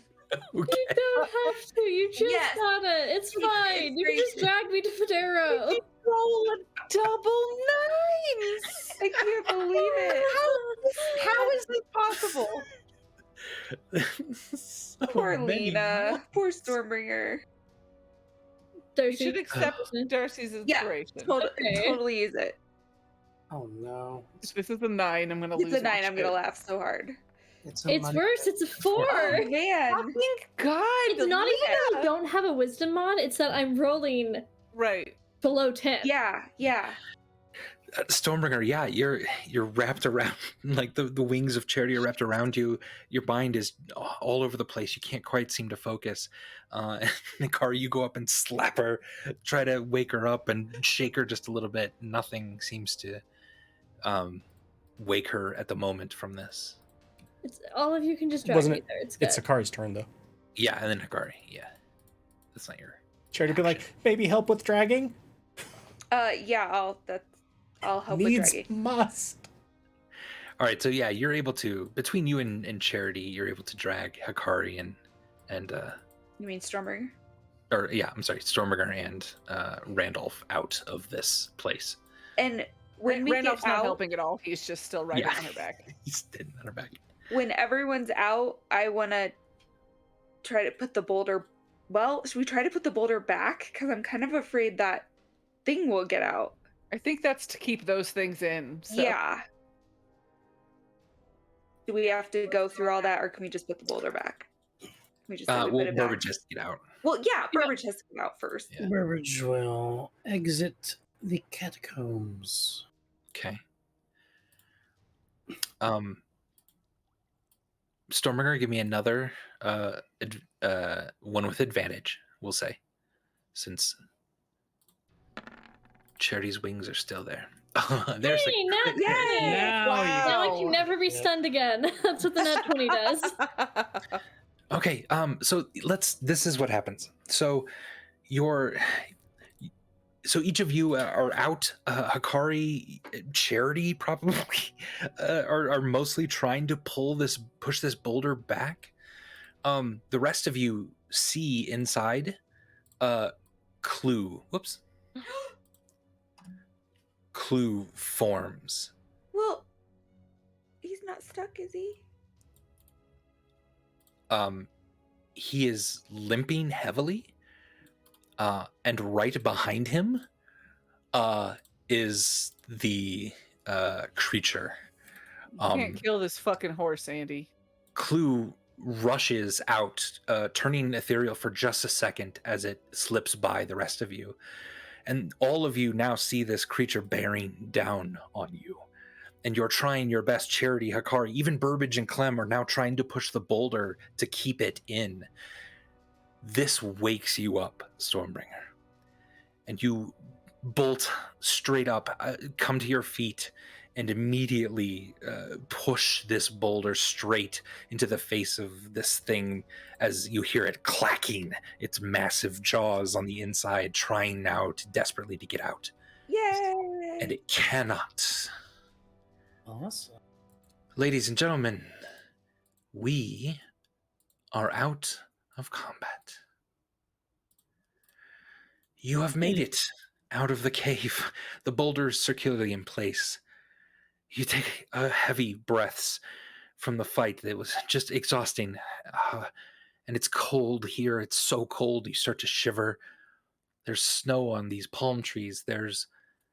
You can now probably see through a break in the cliff right here, right next to a massive wall of a city, a bit of ocean in the distance. But it feels so cold that it just doesn't quite feel right. But a couple of you who are more familiar with Phidero know that this is the eastern wall of Phidero itself. You've made it here. Now you just need to find a way inside. Why is the underground of Phidero always awful? Yeah, basement problem. Can we short rest for an hour here while we're thinking about how to get inside? You absolutely can. But we're going to do that next time. Okay. Oh. Ladies and gentlemen, that's gonna do it for us for a little bit. We're gonna have a little break, let everyone have a baby, whoever wants to. All of us. No. All of us Whoever mostly. wants No. to. Whoever wants to have a baby, probably we can. I do nominate that. Rachel. Okay, well maybe Yeah, we'll make Rachel do is it. gonna have all of our. Nope. I'm gonna stop. I'm gonna have all of Baby your for babies. everyone. Babies for everyone. Helpful It's goat really baby. weird. Yeah. It's the helpful goat baby. It's It true. is. It's the kid. Get it? Oh, I get it. Nice, Darcy. That's Because of great. Kid Rock. I There's hate you so much. we're taking a little break, but hey, that doesn't mean that Helpful Goat's taking a break. We're gonna be back very soon with a whole bunch of stuff. June is chocked full of a lot of really good one shots. It's Pride Month. We always go all out for Pride Month, so we're gonna have a whole bunch of one shots and games. We're gonna be streaming things with some partners that are coming up, and I can't really say too much more about that secret stuff, but that's coming as well. And then we're gonna be back when everyone's feeling good later in the summer. So thank you. We made it to Phidero. Yay! You're still alive. Cool. Hooray! Nothing bad has ever happened here. Nothing bad has ever happened. Lovely. All right. Thank you all for watching. We love you so much. Hang in there. And yeah, we'll see you next time. Bye-bye. Bye. Bye. The lonely she walks down beside the green river. My lady she was, and I bend my knee. One divine, my seraph, my heart to deliver. She gives me a small flower that I call Tomb Lily. I love so completely, so true and so sweetly. But know that our story is so short, it must be. Every time that you show me that blue and white flower,